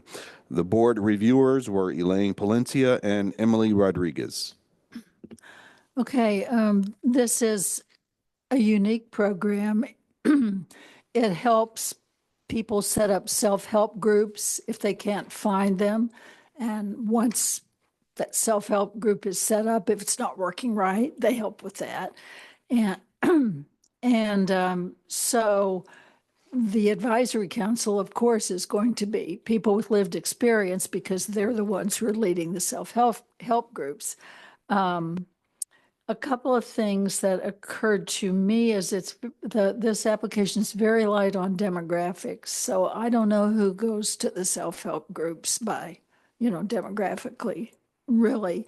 But I did go to the website. It is very easy to find among these there are 12 categories of, like grief or disability, whatever. My voice is terrible because I had a trach tube down it when I had my wrist surgery and my vocal cords are not good. I hope they change back to where they were, so excuse me. But anyway, so I would like to know about the demographics. Something that we might keep in mind is they have asked for more money this year, and part of that is to bring speakers, have grants to bring speakers to the different groups. Well, we fund some of those groups. So I'm thinking, if we fund them and then we fund them this way too, I mean, it's just something to watch for, okay? But one of the things that I'm pretty sure of is that the federal cuts have had an effect because my husband drives for Meals on Wheels and has gotten a letter about some of this. So I don't know how much that's been affected, but that'd be interesting to know. But that, and then whether there will be demographic information taken or if that's not the right thing to do with self-help groups, I don't know. Those are my main questions. Emily? Thanks, Elaine. So I want to underline again, I'm new to this board and I'm especially new to the approach that Family Service of Champaign County is taking here. So again, I'm eager to hear from staff and filling in any gaps of information that I have. I want to note, it seems like staff noted that revisions were needed to this, and maybe this is an error in my own understanding, but it seems to be serving a small group of people, but they have plans to enlarge their reach quite a bit. Again, I'm going to pause for somebody to correct me. Is that the right read? I would say no. Okay. because what we do, we're kind of like a clearinghouse for all the self-help groups in the area. Yeah, I see And clearinghouse listed several times. Yeah. yeah, and so we do not lead the support groups themselves. Yes, I So we understand. don't have the demographics on the support groups. We have demographics on the workshops that we put on. We have demographics on the conference, but those only, they don't happen every quarter. Okay. And unfortunately with I can direct you real quick because I Yeah, know sorry. that I know people are getting fatigued here. So Yeah, sorry. 2 people served in 2024 and 8 in the first half of 2025. What does that refer to? That was the workshops that we did. Okay. I know the ones in Attended 2025. or Pardon? 2 people attended or 10 people total attended?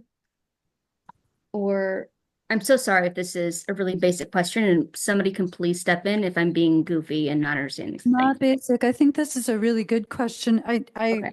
appreciate Joy being here to help us with There was a change in the way the agency was reporting data last year.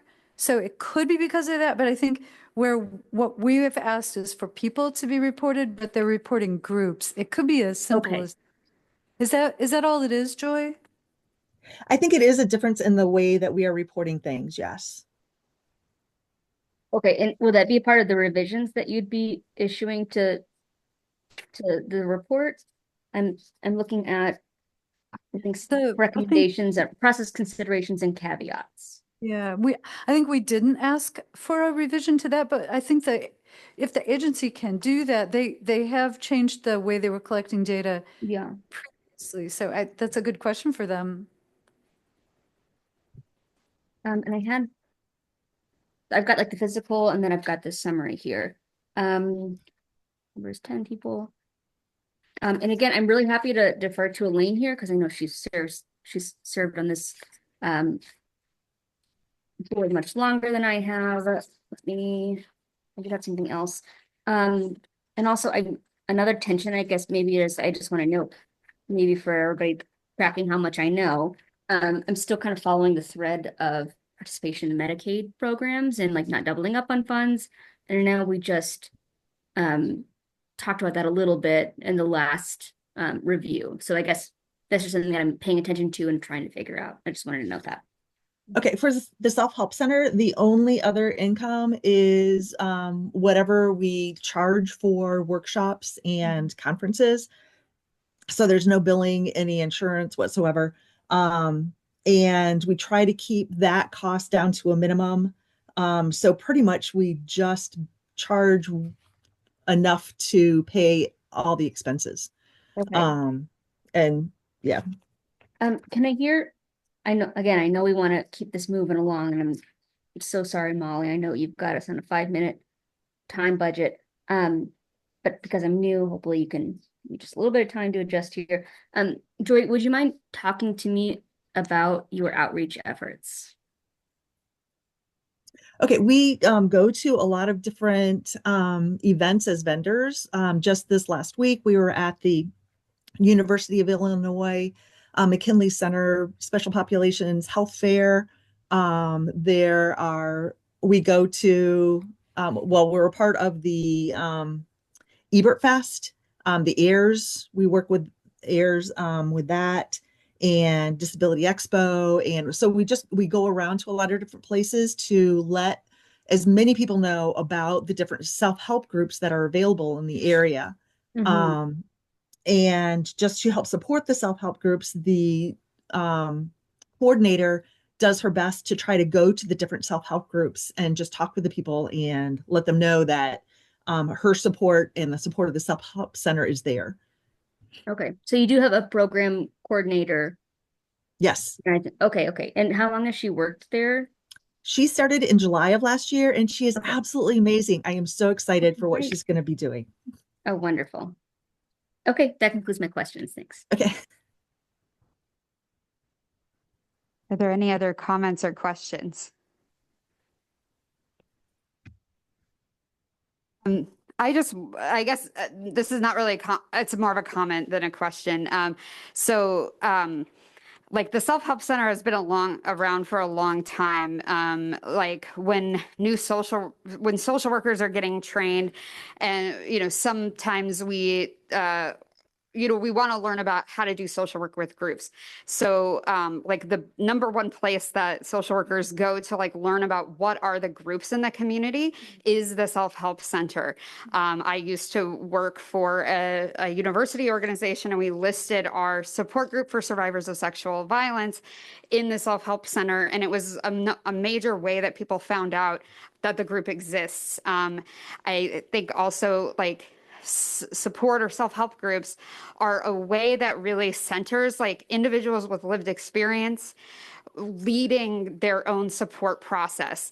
So, and the self-help center provides resources on how to start a group. Like if somebody's like, we really need a group for individuals who have gone through this specific thing, then the self-help center can help them kind of get going and then advertise the group so that other people know about it. And I think, a lot of our best value considerations are around self-determination, service planning, and when individuals are able to like lead their own support process and support each other and learn from each other, it's so powerful. I think, out of the many programs we're looking at, like this is probably one that does that the most.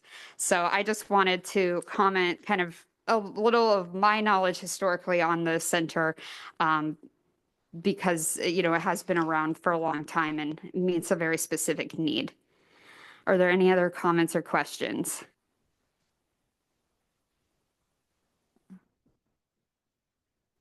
All right, seeing none, we do have one more application from Family Service. So Leon, go ahead. Alrighty. Family Service of Champaign County is applying for funding for senior counseling and advocacy, which is a continuation of a longstanding program for a greater amount than a current contract. They selected the priority category, closing the gaps in access and care, and justified that choice. The proposed services are assistance with benefits enrollment such as Medicare and financial assistance program, monthly follow-up calls and advocacy, assessment for anxiety and loneliness with care planning for future needs. In the staff review, you will see that there are no current compliance or eligibility concerns. Clarification of the funding increase is requested. The program also supports people who are seeking resources for seniors. The application requests approval for use of this funding as a match for an East Central Illinois Area on Aging Senior Information Services grant. A particular strength of the program is its referral network and collaborations. A staff comment of possible interest relates to the consumer outcomes. The board reviewers were Chris Miner and Jane Sprandel. Okay, this will be a simple one, hopefully. Looking at a 20% increase, which isn't really a concern since we're only funding 29%. But staff did mention capacity for financial clarity. What's that increase exactly for? Sure, it's Nicole. So again, that the increase would be going to help towards wages. Again, that is an area in the counseling, our caseworkers. When I started, we're making $16 an hour. With the increase of minimum wage at 15, so we are looking to raise that wage. The other thing is and I do want to just mention something really quickly because we were talking about federal funding. We did learn that we lost federal funding for the Retired Senior and Volunteer Program, RSVP. It's a grant that we've had for 52 years through AmeriCorps. And so that was $180,000 loss. And so in learning that, we've very quickly looked to doing some adapting within our organization, recognizing that the community needs to have a volunteer program. Last year, we did over 60,000 volunteer hours in Champaign County to over 83 MOU partners. So we are looking to continue that. But one of the things that we are moving RSVP is going to be, or a volunteer program, because we can't call it RSVP any longer. That will be moving to family service. It's currently housed in the Civic Center, located in another location. And so the Civic Center Board and the Family Service Board voted to move the Civic Center into family service. What that's going to create is a one-stop shop for seniors in Champaign County, and it's going to really allow us to be able to serve more people that come in the door, whether they're volunteering. They're going to have access to more of the services that we're doing. The other thing that I just would like to kind of explain towards that, we, under the Area Agency on Aging, we are designated as the coordinated point of entry for Champaign County for seniors. And we have very hefty goals that we are getting out. We do have an office. I know it was mentioned, rural communities, and that's one of the things. Also working to spread, to get out into the county and to meet more people in their environments. So if that's in the rural communities, we're up in Rantoul at the community building or center once a week. Where we travel down to Homer, Sydney, Philo. So we are hoping, well, we need to hire more staff to be able to cover the entire county and to meet the projections that we that we've promised. All good, all good. Did I hear you? Okay. Social workers only making about $16 right now? That was what they were doing. Yeah. So when I started, that's what the wage was. And so, with the increase in funding that we got through the area agency, we've been able to, increase that. Are we getting close to 25 an hour at least? The board just voted on Monday for 23. And that's, and recognizing again, I think in like what, and working with, we kind of already discussed about the budgeting, having to budget out. But yeah, 25 would be fantastic. And that would be, really where we would love to be. And I agree. It's, Yeah, putting the actual number out there makes it a lot different than just saying we need to pay people more, because that really hit me, knowing about social workers. So, exactly. It does. And it is a huge concern. And again, these are people that are doing a hard job, meeting people oftentimes, the people that come in to our agency for them to, to get the courage to come in and ask for help, but also just because of physical limits, whether it's transportation or just illnesses and things, to get to come into the agency, and they're dealing with that every day to help them when they're in crisis, or whether it's traveling out throughout the county to meet them in their home because they can't get to us at State Street. is this for a 1 year or 2 year? I only ask because you probably want more money next year than you would want. Okay, I just want to make, so it is a 1 year. No, this is our 2 year. This is for 2 years.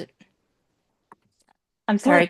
Determine what it is. Yeah, we, as staff, in previous years, we've had a little more time to go through and say, well, we'd like to offer a 2-year contract. We just didn't do that this time. Okay. So question I think we would like to ask probably all the applicants, like, would you be willing to do a 2-year contract? I apologize to the board that we didn't provide you with that detail in advance. So it's good to hear that you might be interested in that. Okay.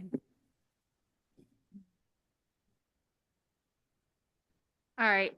So the only other comment I had was I know Nicole, like, a couple months ago, we had a late audit and you were so wonderful and explained why the audit was late because you guys had kind of were in transition and this and that. So, again, you know, I'm not holding that against you. So it sounds like you've got a good, you know, CPA taking care of your audits and stuff now. So I don't foresee anything like that being a problem. Just, you know, you were a little bit on the radar a few months ago, but we remedied that. So moving forward. But other than that, thank you for all of your great responses because we don't know unless we ask. And I appreciate you were able to, both you and Joy were on the ball and were able to answer our questions. Thank you. Thank you for your support. Any other questions or comments from the board? I think like regarding the late audits, since there were 2 years in a row, like the caveat that was made for the refugee center regarding quarterly updates from CPA, I wonder if that might be something we could add or consider talking about. But this is a very strong program, and I'm glad to see that Family Service Center has been, you know, Family Service has been recognized for their work with seniors to be this entry point for the area. That's really phenomenal. Any other comments or questions?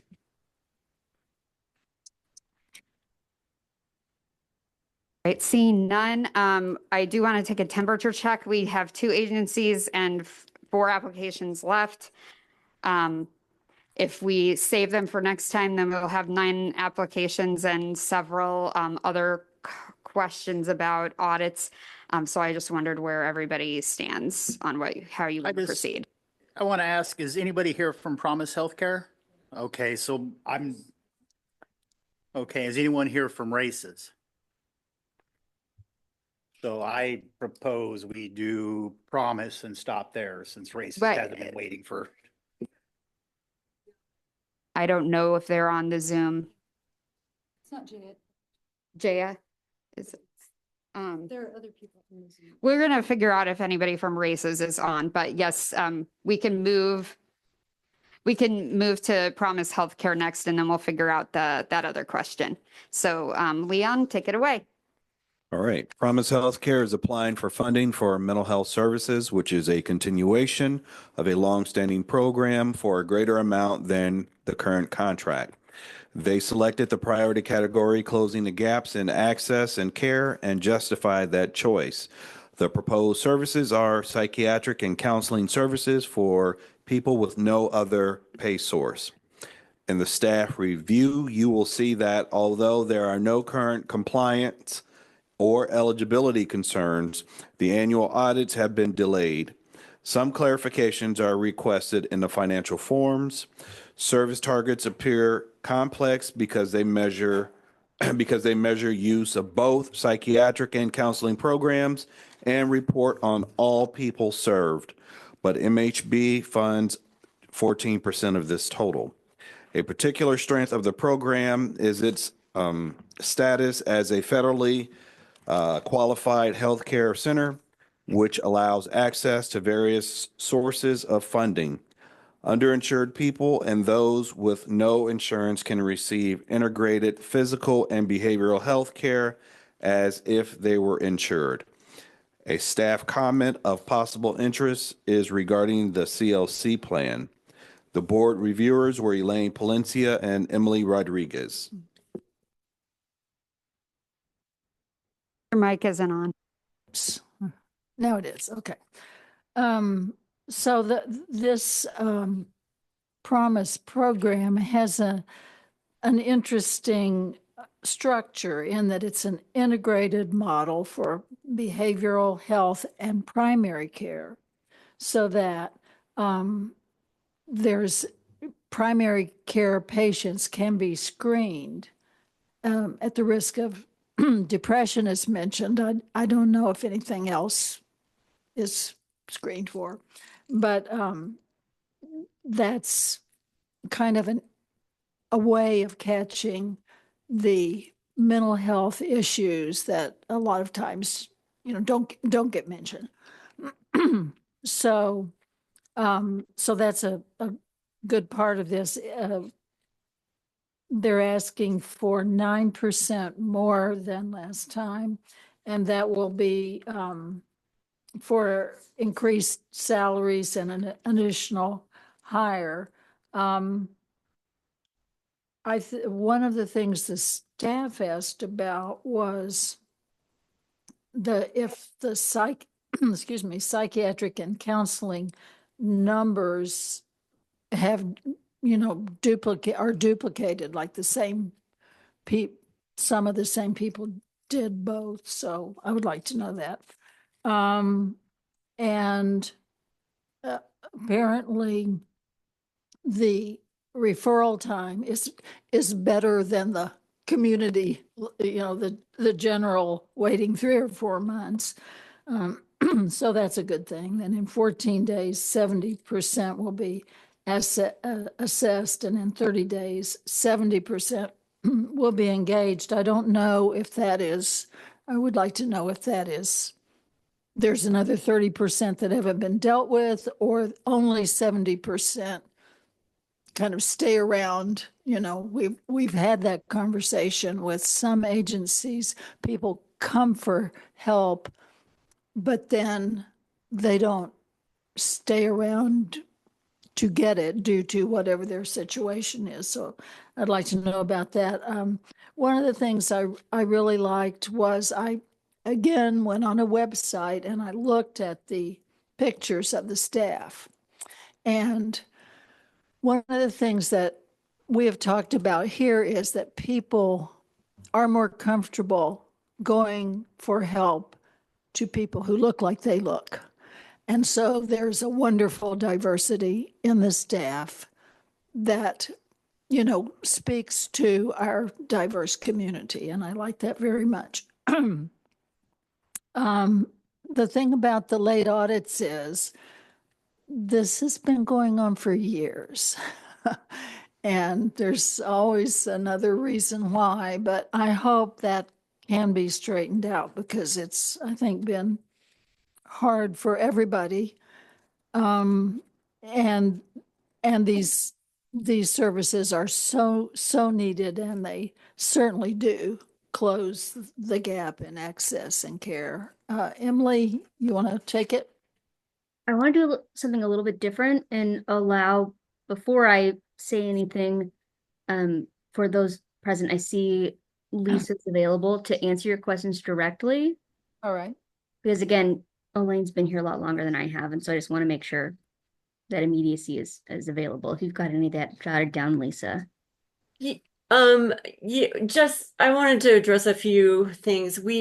There was a comment about a lack of specificity in some of our costs. Our CFO, who wasn't able to be here tonight, but he prepared more detailed information, so we'll be submitting that. We also updated our CLC plans for both for the project, and we'll be submitting that as well. And I think Jim Hamilton, our Senior Director of Behavioral Health and Integrated Care, is at your meeting, and he can address the program questions. We did add some data and outcome measures to try to get more at the qualitative aspects of the mental health project. Jim, are you there? I am now. Okay. So, what you had several questions. So I'm older and I don't remember so well. Can you help me out? What did I say? Is this on? I was forgetting. No. I'm sorry to put you on the spot like that, but your questions did seem sharp, and I wanted to hear your responses, or their responses. One of the things I asked, I think had been noted by our staff, that the numbers that you gave for psychiatric and counseling, whether there were some duplicates in that or not. There are duplicates. We want that. We want to internally refer to our own healthcare providers. So you mentioned earlier that the program's integrated. We right now are currently working on having some of our mental health staff work with our medical providers who are working with our dental providers to kind of address kids that are kindergarten aged 6 and age 9th, is they have to have dental appointments for those appointments. We also want to assess them to kind of see how they're doing based on Bright Futures, the developmental screening that they're doing. And so we're doing a lot of work to fully integrate everything. We don't refer every mental health counseling patient to psychiatry, but certainly if there's a certain amount of complexity, severity to what's going on, then we do.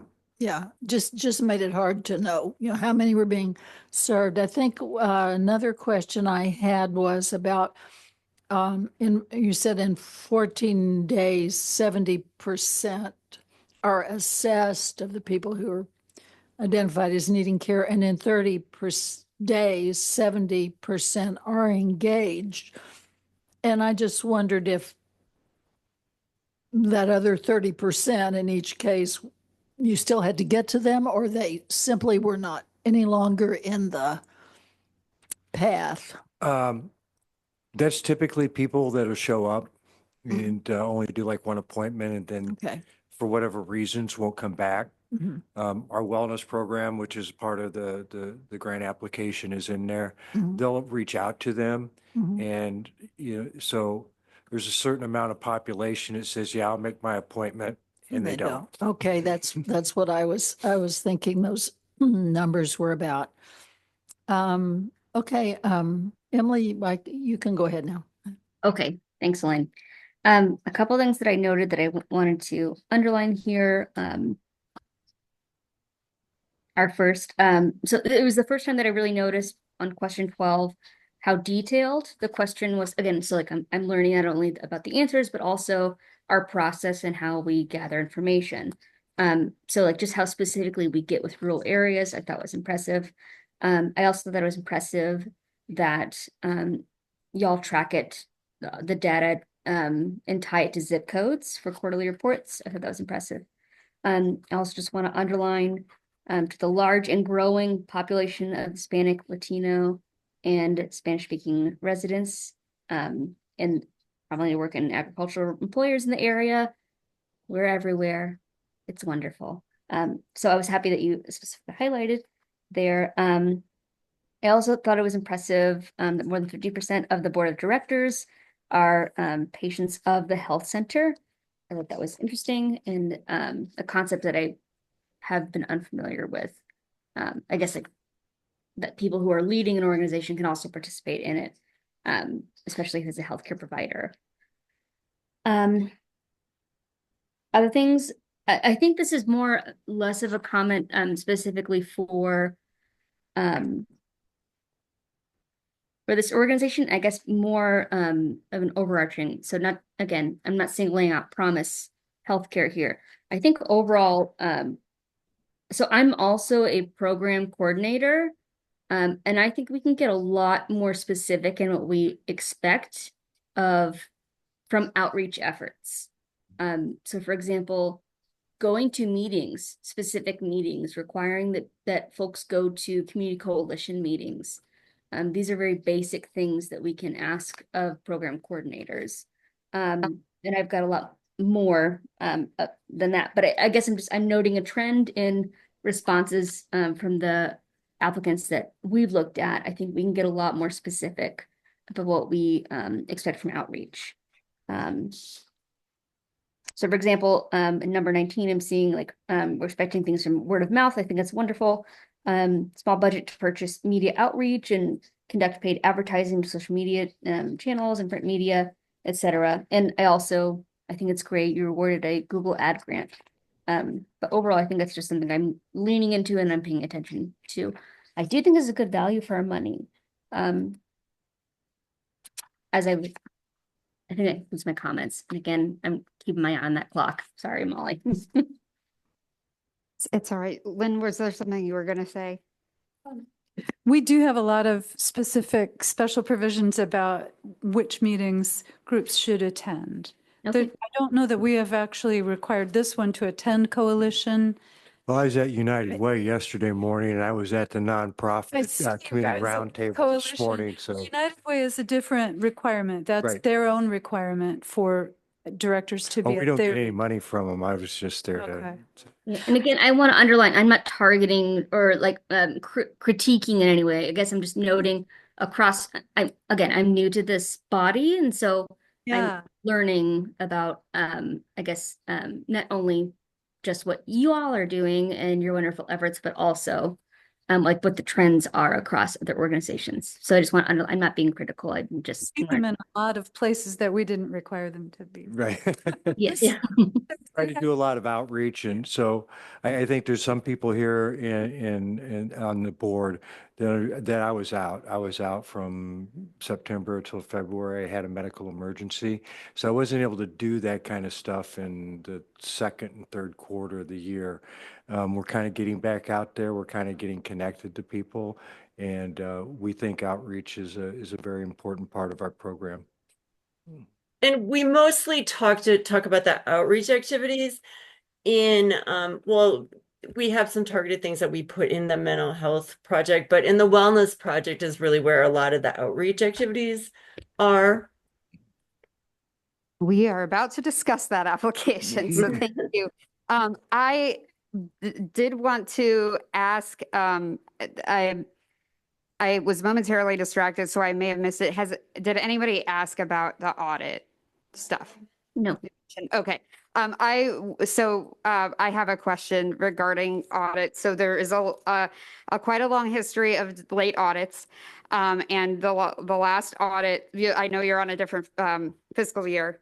So the last audit was turned in late, but before the end of the grace period by a couple days in September. So I was wondering if the next audit is on track to be delivered to us by the deadline of June 30th, 2025. My understanding, and I will double check with our CFO, my understanding is barring anything cropping up that it will be. Thank you very much. But I will double check. Yeah, thank you. Any other questions or comments from the board?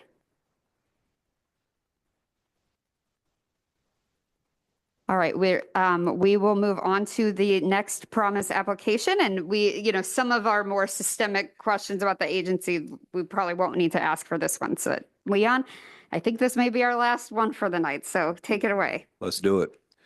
Promise Healthcare is applying for funding for PHC Wellness, which is a continuation of a long-standing program for a greater amount than the current contract. They selected the priority category, closing the gaps in access and care, and explained why. The proposed services are assistance with medication access, social service needs, benefits enrollment, and referrals to other services within the agency and to other agencies. In the staff review, you will see that although there are no current compliance or eligibility concerns, the annual audits have been delayed.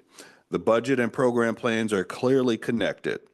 Particular strengths are the program's use of the community health worker approach, and that a majority of board and staff members are agency patients.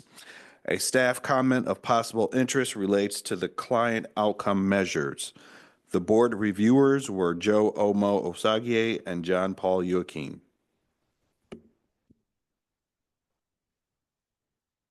So, for me, obviously this is basically getting a lot of patients in touch with the resources in the community, which is obviously really important. Also, I think my question for Promise is this, is a majority of these clients getting enrolled into Medicaid that weren't on Medicaid coming to the clinic so that they can then come and get services, and then also get them enlist in other programs. Obviously, Medicaid also helps with transportation costs and arranging transportation. I was just wondering what the majority of these clients are, because it says that treatment plan clients are ones who engage with more than one contact or assisted through several barriers. I was just wondering, are the NTPCs mainly just signing them up for Medicaid so they can get their services, or are they more a different service than that? Could you say that again, please? So Could you you- say that again, please? Yeah, so you have 350 patients who are engaged with more than one contact or assisted through several barriers. Are the TPCs versus like the NTPCs, are the non-treatment plan clients, which is like over 1,500, are those mainly signing them up for like Medicaid, or is the main resource that they are needing casework management for other services? So a great deal of those would be people that have been assessed by the wellness group, and we give our assessments. Just to kind of answer that question earlier, is they do a prepare, they do a PHQ-9, it's for depression. They do a G87, which is for anxiety. They do a DAS, which is drug screening. They do an audit, which is alcohol screening. They also assess for medical need and dental needs. So if our wellness groups assess those people and we schedule appointments for them and they don't come back, then they become non-treatment plan patients. So, and it can be because of the populations we're working with. Sometimes the people are homeless, sometimes low socioeconomic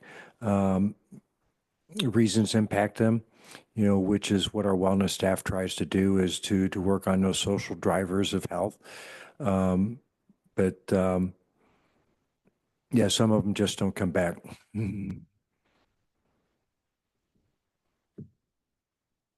So, In response, though, we did think that we could add a measure showing how many, we thought we could start with how many of the clients actually had a Medicaid application submitted. I have no further questions. Sure. I think I would just add that, it looks like they're serving a pretty diverse demographic in terms of locations of people, where people are coming from to Promise. So I do appreciate that. And,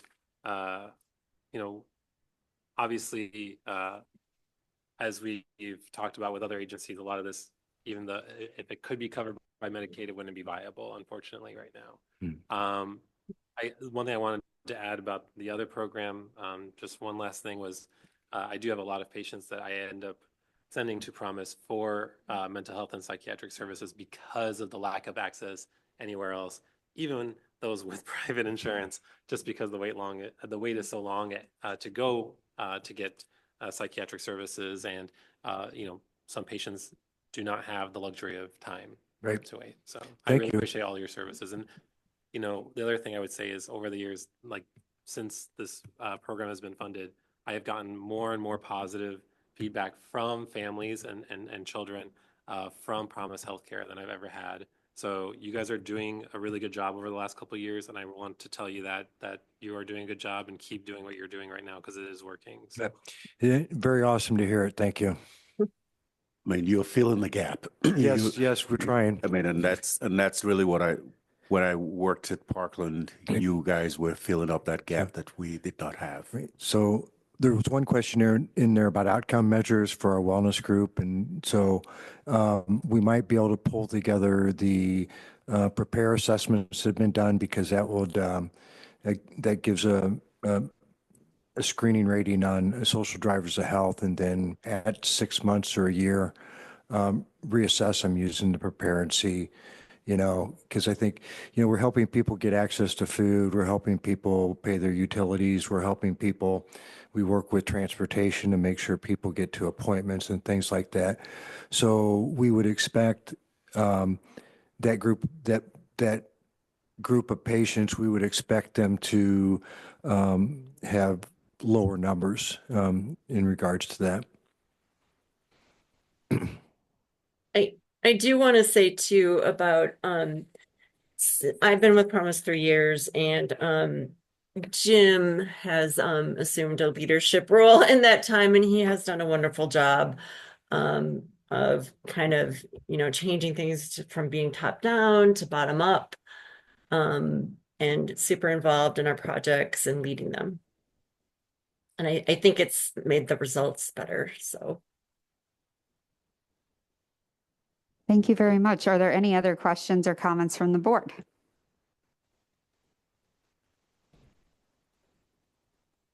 All right, seeing none, thank you very much. We have determined it does not appear that anyone from races is here.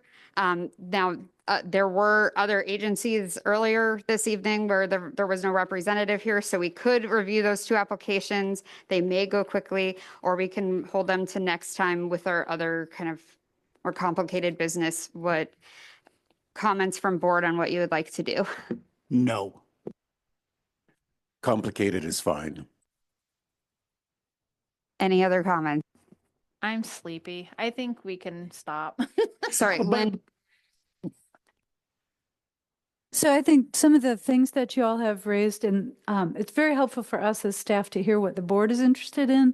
And there's a little bit of an intersection with what happened this morning. Some of the things that you want to know are things that we know, but we haven't been as explicit within the application. I think I think this is really supporting my thought that we can adjust the questions a little bit next year and get closer to what you're looking for.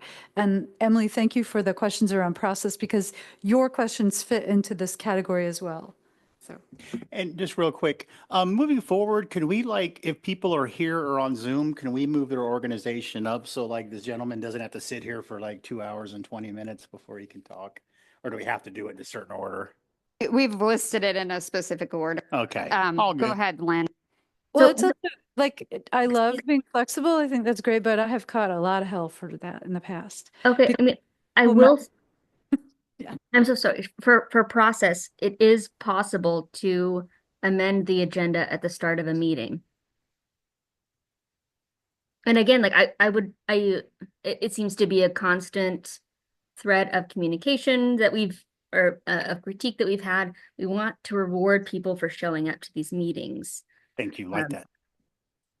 So I think we can even amend something. Somebody can ask to amend the agenda at the start of the meeting, for example, and move certain portions above. And I understand that organizations might not like that, but again, like there is certainly like a more material element to showing up to something rather than virtual. And I say this as somebody who's sick and participating virtually. So.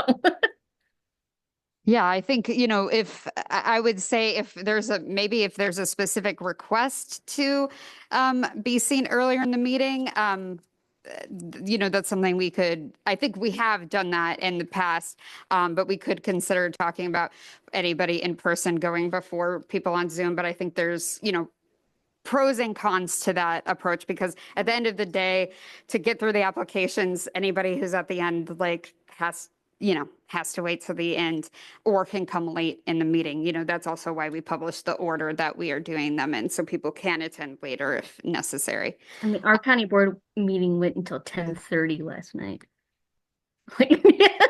I just, for context, yeah. Yes. Well, with that, we will be waiting on the applications from races and then the 5 other applications until next meeting. So we'll have 7 applications to discuss.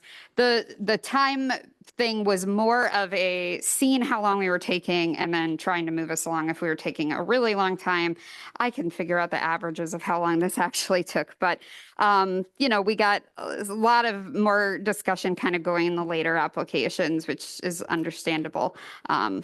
So with that, we can move on to public participation agency input. As earlier, anybody can come and speak to the board. You can approach the podium in person or make a comment or raise your hand on Zoom. Is there anybody who would like to speak?